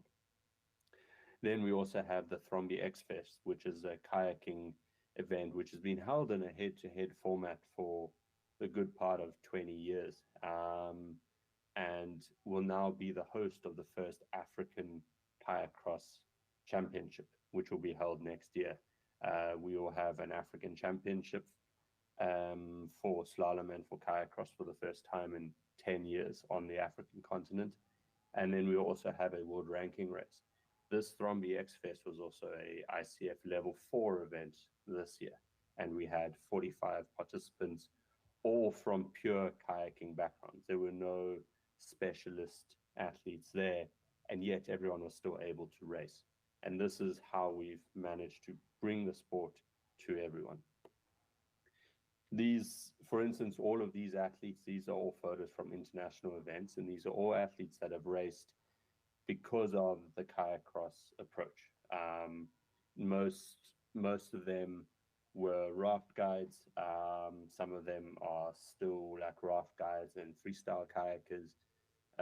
Some are polo kayakers, but they can actually race at an international event in slalom and in Kayak Cross because of their background. So how can this be applied to other countries? The simple answer is, if you have existing kayak events, you add a bit of head-to-head style Kayak Cross into them. We did this in our Thromby kayak event by simply adding PVC poles in the eddies to create upstreams. There were no downstreams. We were fortunate enough that the river there is technical enough to provide a downstream style gates, but the upstreams were all PVC poles. And this is another thing where you can use simple stuff that's easy to find. PVC pipes work just as well when you're starting out and you're developing the sport, which means that the outlay of infrastructure that you need is extremely low. These head-to-head style races, you can also design them, especially if you're using very technical whitewater or even very easy whitewater, to benefit do not benefit a specialist kayak, because otherwise you end up in an arms race. So this is how we've used the sport of kayak cross, and it's been a huge success in South Africa.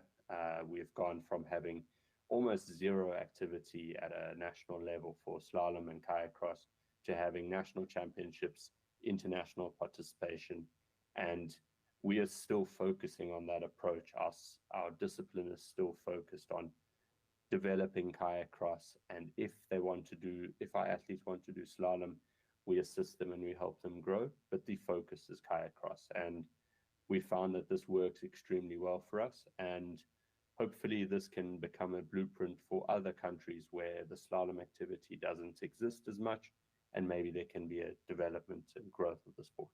So thank you for listening, and hopefully this can inspire some other countries to get their activity up and to start racing on the world stage.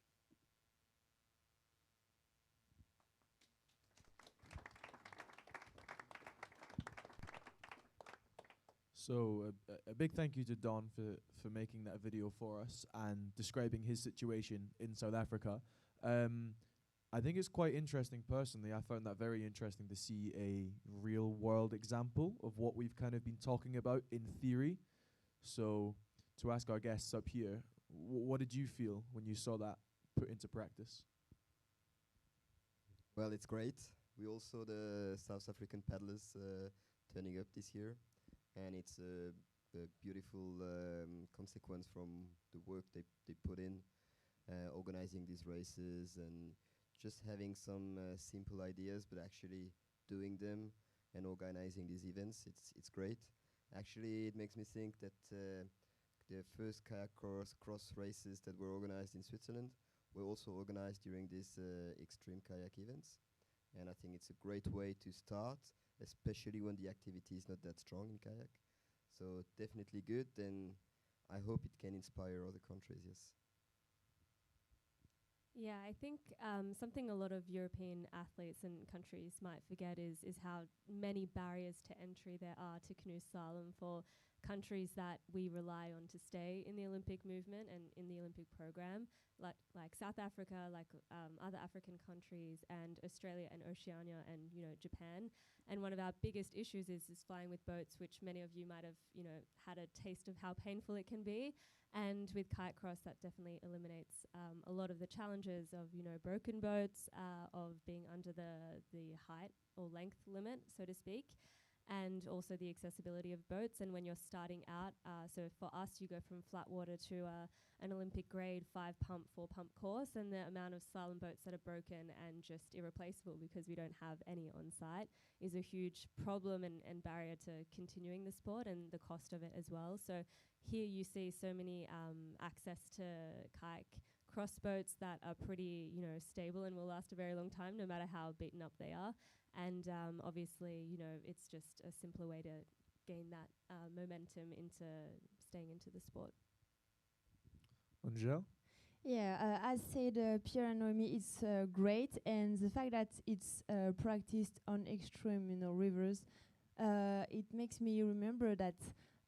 Well, not remember, but it makes me think like it's an example of a way to extend this outside of slalom, and I think it's a good way, as we said before, to extend this outside of just this world of the slalom.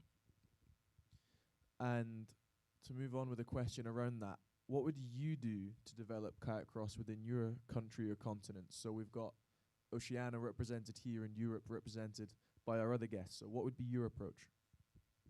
My first approach would be to offer lighter weight boats for the girls. I think that's a big challenge. Even for us today, I think it's a big stunt for the growth of the girls in the sport. We still don't know how to turn the boat as fast as a lot of the guys, and that is the fact that, someone that might be paddling a boat that's 40% of their body weight, and I think that's a huge challenge, especially for the young juniors, boys and girls growing up that weigh 40 kilos and have to, look strong and carry their own boat. I think that's a massive challenge. So for us, whether that's development and it's not in practice in competition, but having access to lighter weight boats to not have stress fractures and injuries and all of that.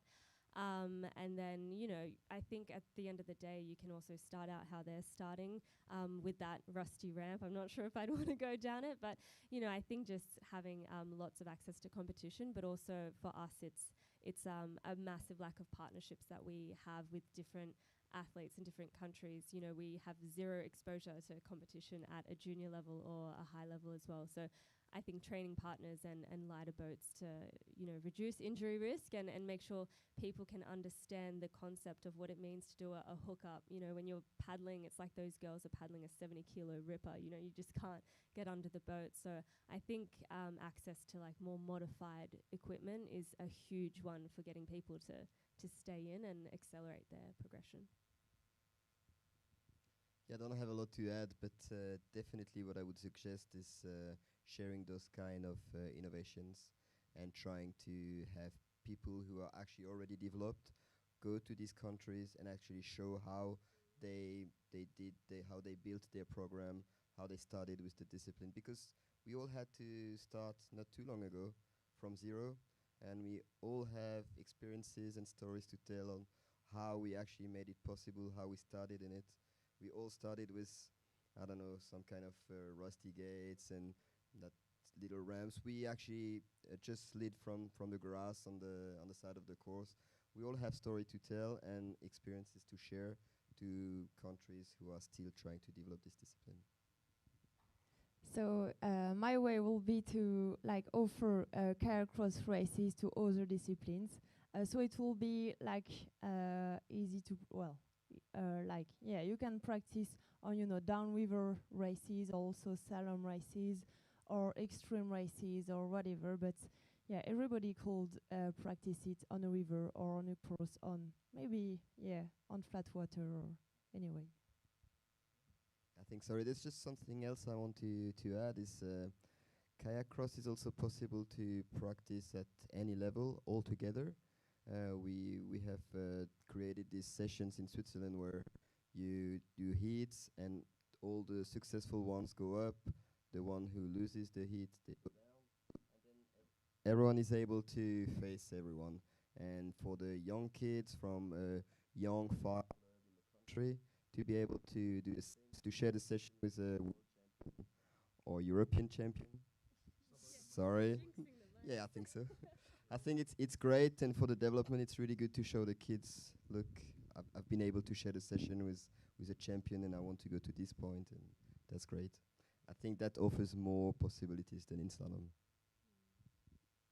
And just earlier, Noemi, she mentioned the heavy boats for the girls being a bit of a blocker, and it's really difficult. With regards to equipment, what would you improve to further grow kayak cross and develop the sport? I can go first if you don't mind. I have some ideas. I mean, we thought about it long ago, but I think what is good, and Noemi mentioned it, is, or Angèle as well actually, the fighting thing that is not appearing in slalom. Being able to fight for a gate is so impressive for the crowd. But for that to be made in a safe way for the paddlers, I think they need to be protected. If they feel safe and protected, then you don't need that many rules about the contacts and what you're allowed to do or not. I think for me, full face helmets should be installed, and protections on the joints, shoulders and elbows and everything. So actually the contacts can be permitted in a certain way, but then the athletes feel safe and they don't fear to have the contacts, because even now after a few years we could still see races where some athletes try to go away from the contacts because it is actually frightening, and we actually see some bad experiences, people having teeth problems in the face. You don't want to see that, and for that you need to have the appropriate equipment. Yeah, I think it's a really hard debate, and we're probably 50 for the full face, 50 not for the full face, and I kind of really agree with what Joe said about, you know, maybe if you are fully protected, then that kind of incites this, like, you know, full send and in a more dangerous play. I think also, you know, I personally know who to avoid and who to say no to and who to collaborate with. And yeah, I think it's a really hard, because it might also be, well, until you get smashed in the face and lose your teeth, then you realize the importance of a mouthguard or a full face. So I really don't know where I stand or which way I lean to, but I know that for me, what's more important in practice is to feel more protected than, say, in a race, so to speak. Well, I have nothing to add about the body equipment or the boat or the paddle, but just about the side equipment, for example, the gates. I think it's quite hard to put a course on. It's long. It asks a lot of people to make it, and I think we can work on it. Also, to help people to practice it easily. For example, we mentioned just before, I don't know how to say in English, but an arm that goes on or off the water with a gate that is stuck on it all the time. And yeah, I think it's a thing we can think about, and maybe not air in the gate, but something else, as foam or something else. And from the crowd or the YouTube live stream chat, if you have any questions for our guests on stage relating to what we just spoke about, what Don spoke about, or anything Kayak Cross in general that looks for the future, if you could raise your hand, we'll get a microphone to you and put some things on the live stream chat. We've not had enough from you guys today. Hello. I'm wondering, because for the last Olympics, it was quite complicated about the spots for Kayak Cross. How to make it simple this time, that everyone can still race slalom and have a chance to double, and make it simple for the nations to have normal selections and not have to take some athletes out of one of their events.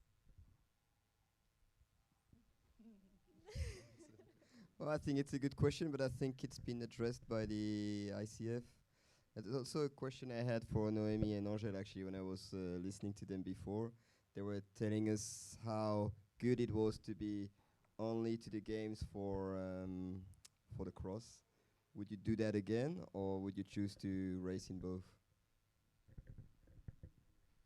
That's a good question. It was quite nice to arrive, at the Olympic race, and as I said, you feel like you have advanced, but finally, yeah, I would love to, but it's my heart that is speaking now. I would love to race both, but I don't know if it's the best for the discipline. Yeah, I think, well, for me, I had a catastrophic season trying to do all three. So I think about last year, and it went pretty well just doing the one. But, if I had the opportunity to do slalom and one of the disciplines, then I would do it in a heartbeat. So whether that would affect the Kayak Cross. I think with that question, it's pretty hard to answer. And I know there's a system in place. But, I think it's not just... it's more like the allocation of the quotas. So being able to keep your quota and say if it's to the name, that was what was really complicated last time as opposed to the country. So say Jess, winning the kayak quota, and then if I raced in C1, I could have potentially won that, and then it would have been associated to my name, removing me from the Prague qualification, even though Jess was already pre-selected in kayak and canoe. So I think it's, making it associated to a country. So Australia has 2 spots, and then you choose who is your best kayak cross and kayak athlete. And if that's someone that's doing kayak, canoe and kayak cross, then that's the best athlete for the country. So I don't know if any of you followed, but I do think they are working on a better quota qualification, and I think it's just the name issue that is a huge problem, and I think it was a mistake in the first place. And I think it's fair to say, we can have some nods in the room maybe if people agree with this, but people just want to see the best athletes racing at the biggest events, right? In both disciplines. And whatever creates the best show, I guess, creates the best product. We have more questions. Gab, please. It's not really a question. It's about all the equipment you want to add, like full face helmet and everything. I think it can be a good option, but not making it mandatory. Like for example, I've never wear anything like except the helmet and long sleeve that are mandatory. I never wear anything else to protect myself. I feel like you know how to do it. Like if you don't want to wear a full face helmet, you don't have to. If you want to, you can. But I mean, if you're afraid to get injured, maybe stay in slalom and everything. I can understand that it's scary, but don't make it mandatory for people. I like never protect myself, never had a problem, and if I get a problem one day, it will be only my fault. Maybe I lose a tooth or something. I decide to not wear anything, so just it's a bit stupid to make it mandatory. Well, we like you with all your teeth gaps, so please maintain them. We have more questions, I believe, at the front. We'll just get the microphone up the front. One moment. A small question regarding equipment. You were talking about foam in the gate. In 2023, there were discussion about anchor gates. I don't know if you have any thought on that. So anchor gates from the bottom. There were, I think, a test in Po in 2023 you guys try. Is there value to try that? I'm just putting that out there. So, for those of you that didn't hear about the gates, it's an anchor gate coming from the bottom of the river rather than dangled from on top. And I think this also reflects Angel's question earlier about the gate with an arm. So rather than on a line across the river, it's something attached to the side and you can bring it in and out really easily to the exact same spot every time. So what's the guest opinions on this? Pierre? Right. I think it's good to try. I think we shouldn't be close-minded anyway because the discipline is too young. It's like for the gear protection, do we have to make it mandatory or not? I think it's too early to say yes it should or no it shouldn't. We should try. Anchored gate, why not? I have the feeling it wouldn't really help. It also creates discrepancy with the big nations who have good courses where they actually set it up, and smaller countries, I thought for me here, we couldn't do it in Switzerland. So we basically couldn't train it. So that would create a disadvantage for smaller countries. But anyway, we should try and we should do tests and see if does it actually work or not. It's too hard to decide it in a room without actually trying it for real in real experience. I love your open-mindedness because I'm very much against that. But I think what we can have already is, courses in a World Cup week where there's limited kayak cross sessions, having specific eddies. We did say that there aren't that many eddies on a slalom course, but I think there are a few that you could specifically dedicate to kayak cross skates that don't move throughout the whole week. That gives people the opportunity to practice a little bit more. That's already in our resource kit that we can do, and we know that we do want to encourage more and more kayak cross only athletes and really accommodate the World Cup schedule to them. I think what I see now is it's an Olympic discipline, but we're still not positioned and pushed and prioritized like an Olympic discipline compared to slalom. So there are a few ways that we can do that. Our original World Championship schedule had 2 kayak cross sessions during the week, one at 6 p.m. and one at 6 a.m. the next day. And then, they decided, that's not favorite, that's not good for kayak cross, we'll change it. So how can you kind of make it today just as much as a priority, knowing that there's 2 medal events, which is the same as slalom as well. And I think there are ways we can start doing that, even with gates in the World Cup week. Anything else to add on that question from our panel? No? Another question from the audience. Mathurin, please. I think we talk about a lot about making the rules maybe more simple. You talk about it, Pierre, and I think it's really important for us athletes, but also for the audience. And because you talk about it, I'd like to hear what would be your maybe first choice to make it simple for both athletes and easier to understand for the audience. But Pierre, but also the girls. Right, well, Thomas won't be happy here, but actually I've been addressing, I wanted to create a rules commission 2 years ago already, to have coaches, athletes, judges involved in the same room, wipe everything down, start with where do we want to go? Do we want contacts? Do we want overlapping in the ups? And how do we make it simple to judge and to actually practice? So I think that's what we should do. The rules have been updated year after year, and now it's huge, and we don't really know what will be actually looked after by the judges on the competitions. Sometimes it's 1 point, sometimes it's another one, completely different, and that makes a big problem. So we should swipe it all, start from zero again, look at where we want to go, and then how do we make it simple for us in the sport and also for the judges who actually have to be okay with it. I think nothing to add on that from the girls on top of what Pierre said. If anyone in the audience has a question. No? We have something from the live chat, I believe. Thomas will read it out. Yeah. So we have a question from Michael Ross. How do you see? I think it's to answer or ask about the sentence from Angèle. How do you see connections with the motocross circuit? And is bigger water will at least will cross over? Yeah, so if the sport is similar to motocross and the big whitewater events that you see, is there more of a possibility for athletes to cross over from that motocross, the King of the Alps that we mentioned earlier tonight? Is there a possibility for them to jump across? Yeah, I hope I understood the question, but as said Tony before, canoe slalom was like it's seen as not, how to say, yeah, accessible and not enough big, not big enough event to just be alone at the Olympics.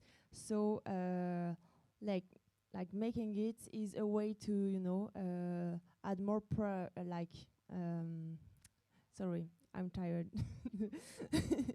Some more people who practice cross, and yeah, it will catch all the disciplines from all the canoe world, and yeah, it can make like a bigger thing than just slalom, as I said.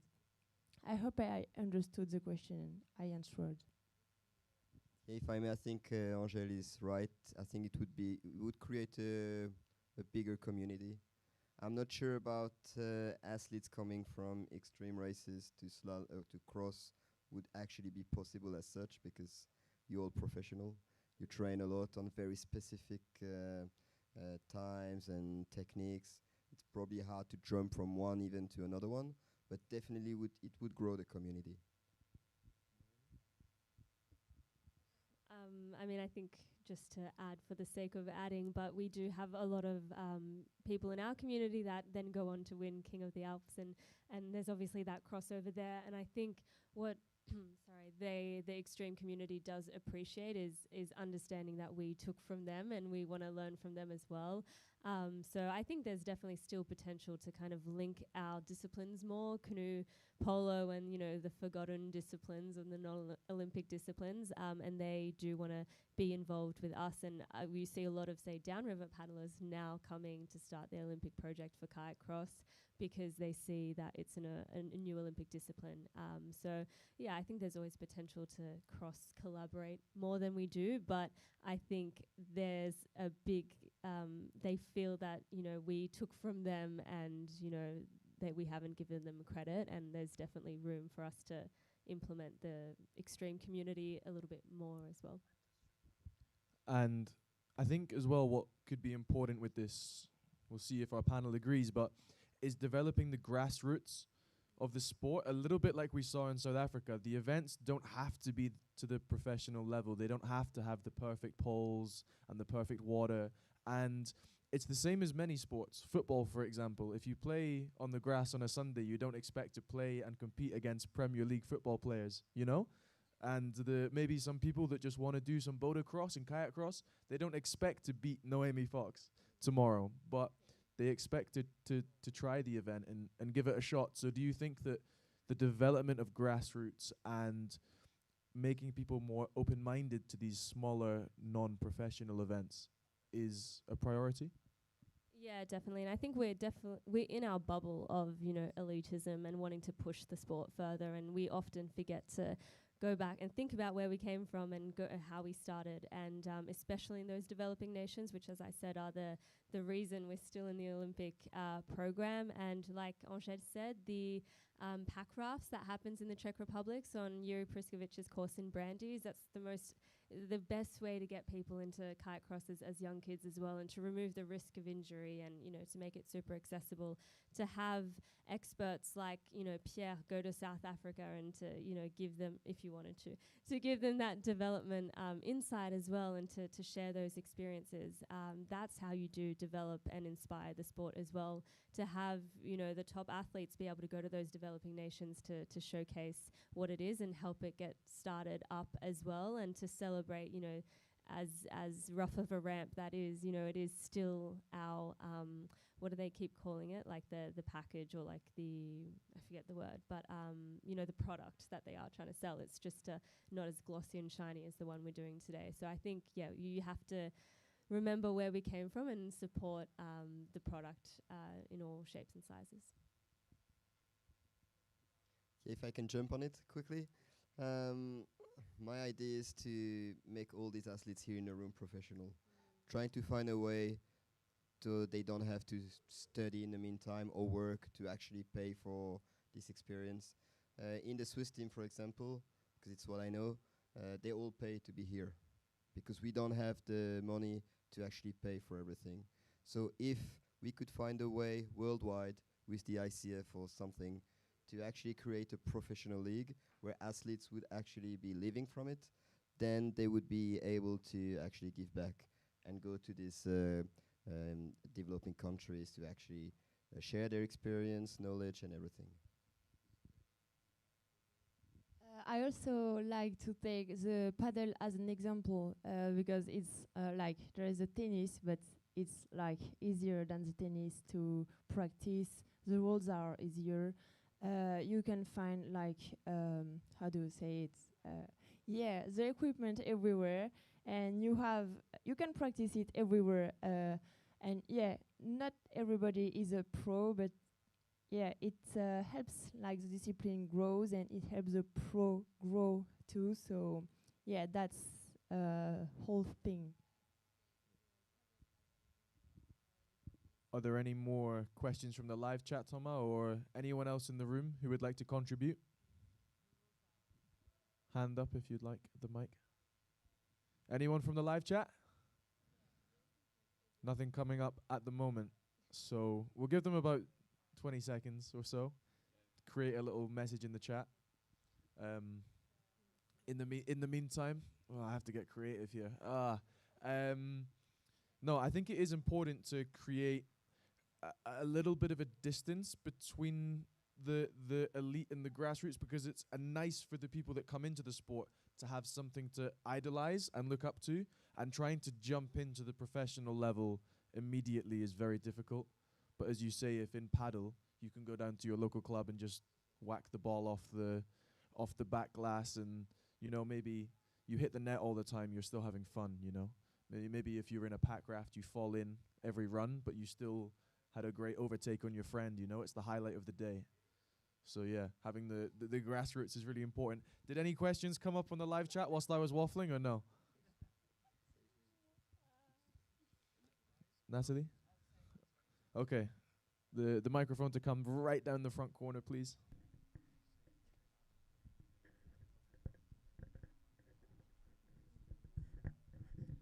Just to save you some. Thank you. We heard how your experience at the Olympics, being a specialist there for that event, made it very special.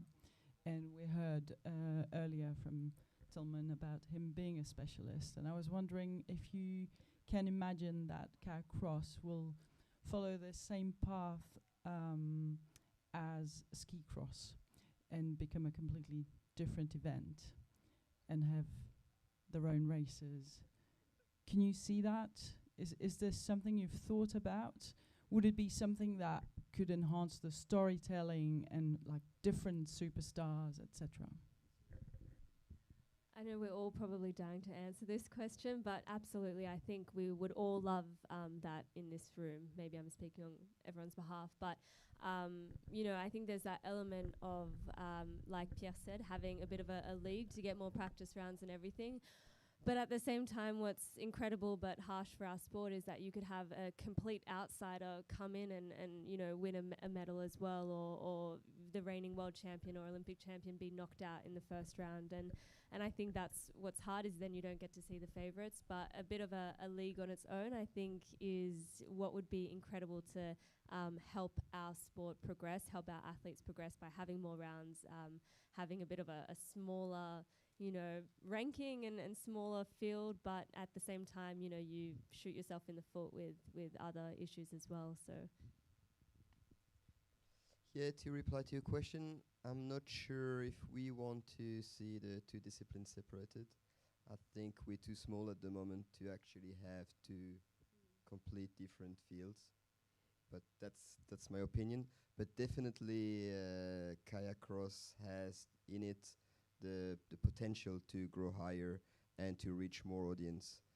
I mean, traditional slalom is kind of a old school type of sport, a bit boring to watch even for us, where Kayak Cross is a little bit more exciting, but that's my point of view. I think for now, Kayak Cross has to use slalom and the other disciplines to grow. And yeah, there is a real potential to make it a real like big sport. I believe in it. Well, Noemi said, what do you think, Sam? It doesn't matter what I think. Because we have another conversation from the live chat. Thomas, please. Yeah, we have I think quite a related question coming from Amalie Ilgertova. So how do you imagine the future of relation between slalom and cross? Slalom paddlers doing cross or kayak cross paddlers doing slalom? Thank you for the question. Who would like to answer first? Noemi? Just very quickly, I think, you know, naturally when you think about the sustainability footprint of our sport, there is that advantage of having someone do kayak, canoe and kayak cross. That's one person instead of three people.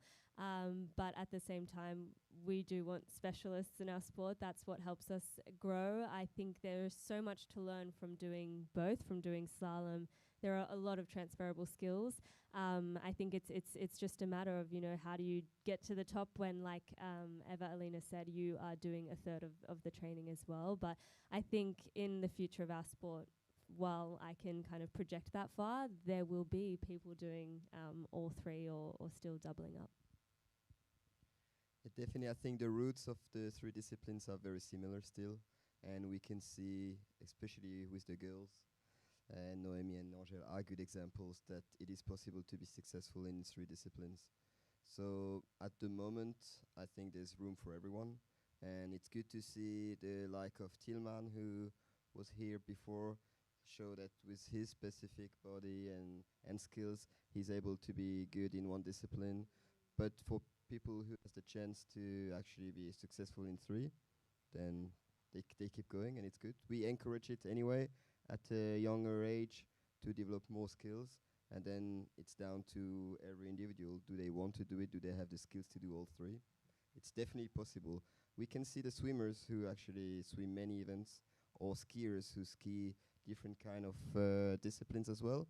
It is possible. We just have to get used to it, I think. It's a new organization. We have to find new training ways, but definitely if we stay open and creative, it is possible. Just add one more thing. I think, like Tillman said, you know, that gave him a second life to stay in sport. I think slalom careers, like Joe said, 20 years, that's a long time in a slalom boat. But, you know, we do have very long careers and it can ebb and flow. We might have, you know, like me, just crossed last year and then it might just be slalom this year. I think it is good to encourage that, but to accept that it might not be all three or you have to do, you know, both. It changes in your career. Yeah, and as Pierre mentioned, the slalom and cross will always be tied together at the base, won't it? It's all the same thing, and then you can grow off in different shoots and directions as you please. Another question from the live chat, I think. Yes, and actually from the chair, from Richard Fox himself. From Richard Fox himself asking us a question. Okay. And would like to challenge the attendant. Like, would a dedicated kayak cross event like the Masters in tennis or the grand final Grand Slam or whatever be appealing to try? So it will not be a separation between the two disciplines, but that just an event where you can be really dedicated to and to showcase about. So for you, would it be like a good solution? I try to translate. That's it. Yeah, Pierre? Actually, it's what we try to do here for this event, having cross. Sorry. Having only kayak cross, try to push the discipline forward, try to share more about it. I think we don't have to be always together, always to have races with both slalom and cross, even though it's the same field. It's also good, as the girl said before, to be there to focus on one thing, just have one discipline to think about, and it wouldn't take one away from the other. Just be a bit more simple for everyone, organization, athletes, coaches, and I think there's room for that kind of events, but also on a World Cup stage. And yeah, it would also be a good solution, to make these three disciplines, for example, and to like add some variety to the calendar of slalom, cross, and everything. They actually do it in skiing. There's some events where there's only slalom, some events there's only downhill, and some events where everything is together. So why not trying? And do we have any more questions from the audience or the live chat? So it will be my question. So if you had to do this Grand Slam, where would you want to have it? Okay, location for the big Grand Slam event. Let's give our guests 5 seconds to think about this one. Run through all the courses in your mind. Maybe some of the ones we've done this season. Olympic courses in the future. Some places you've not been for a while. Any ideas? Well, my first idea would be to do it in Prague, because it's kind of the roots of all paddlers. We all went there. It's an easy course, accessible. The crowd there is always cheering a lot. It's very easy. It seems easy to organize. There's lots of people, of course, organizing there, but it would be my first guess. But also, I love the ramp in Paris. And of course, with the experience with the crowd, it was huge. But Prague would be my first guess, I think. I agree. Prague. I love Prague, and it removes a lot of barriers of accessibility. A lot of people have experienced it, and there's just so much option for a really good kayak cross course. I wanted to say in the center of the city, so Prague is perfect. Because people are here and they love it, and even if people don't know it, they will know it after. So Prague is perfect.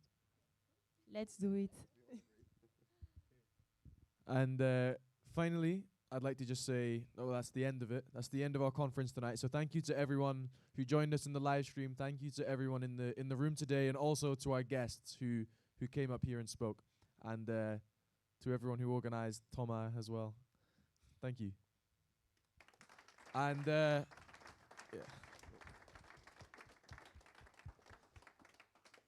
everyone here coming soon, we have our workshops. So tomorrow at 1 p.m. we have a workshop about equipment. So we'll do a really deep dive into equipment. And then on Saturday, I think it's in the morning, we have our meeting on rules and competition format, so we can really hash out some ideas and go into some detail. So if this has given you a taste of it, then please, we look forward to seeing you at these events. And for those on the live stream who wonder what we're going to do next, then you can give us some ideas of what to talk about, but also know that we are going to address these things, and hopefully there's going to be real development in the sport. So once again, thank you to everyone for this evening, and have a good evening. Thank you.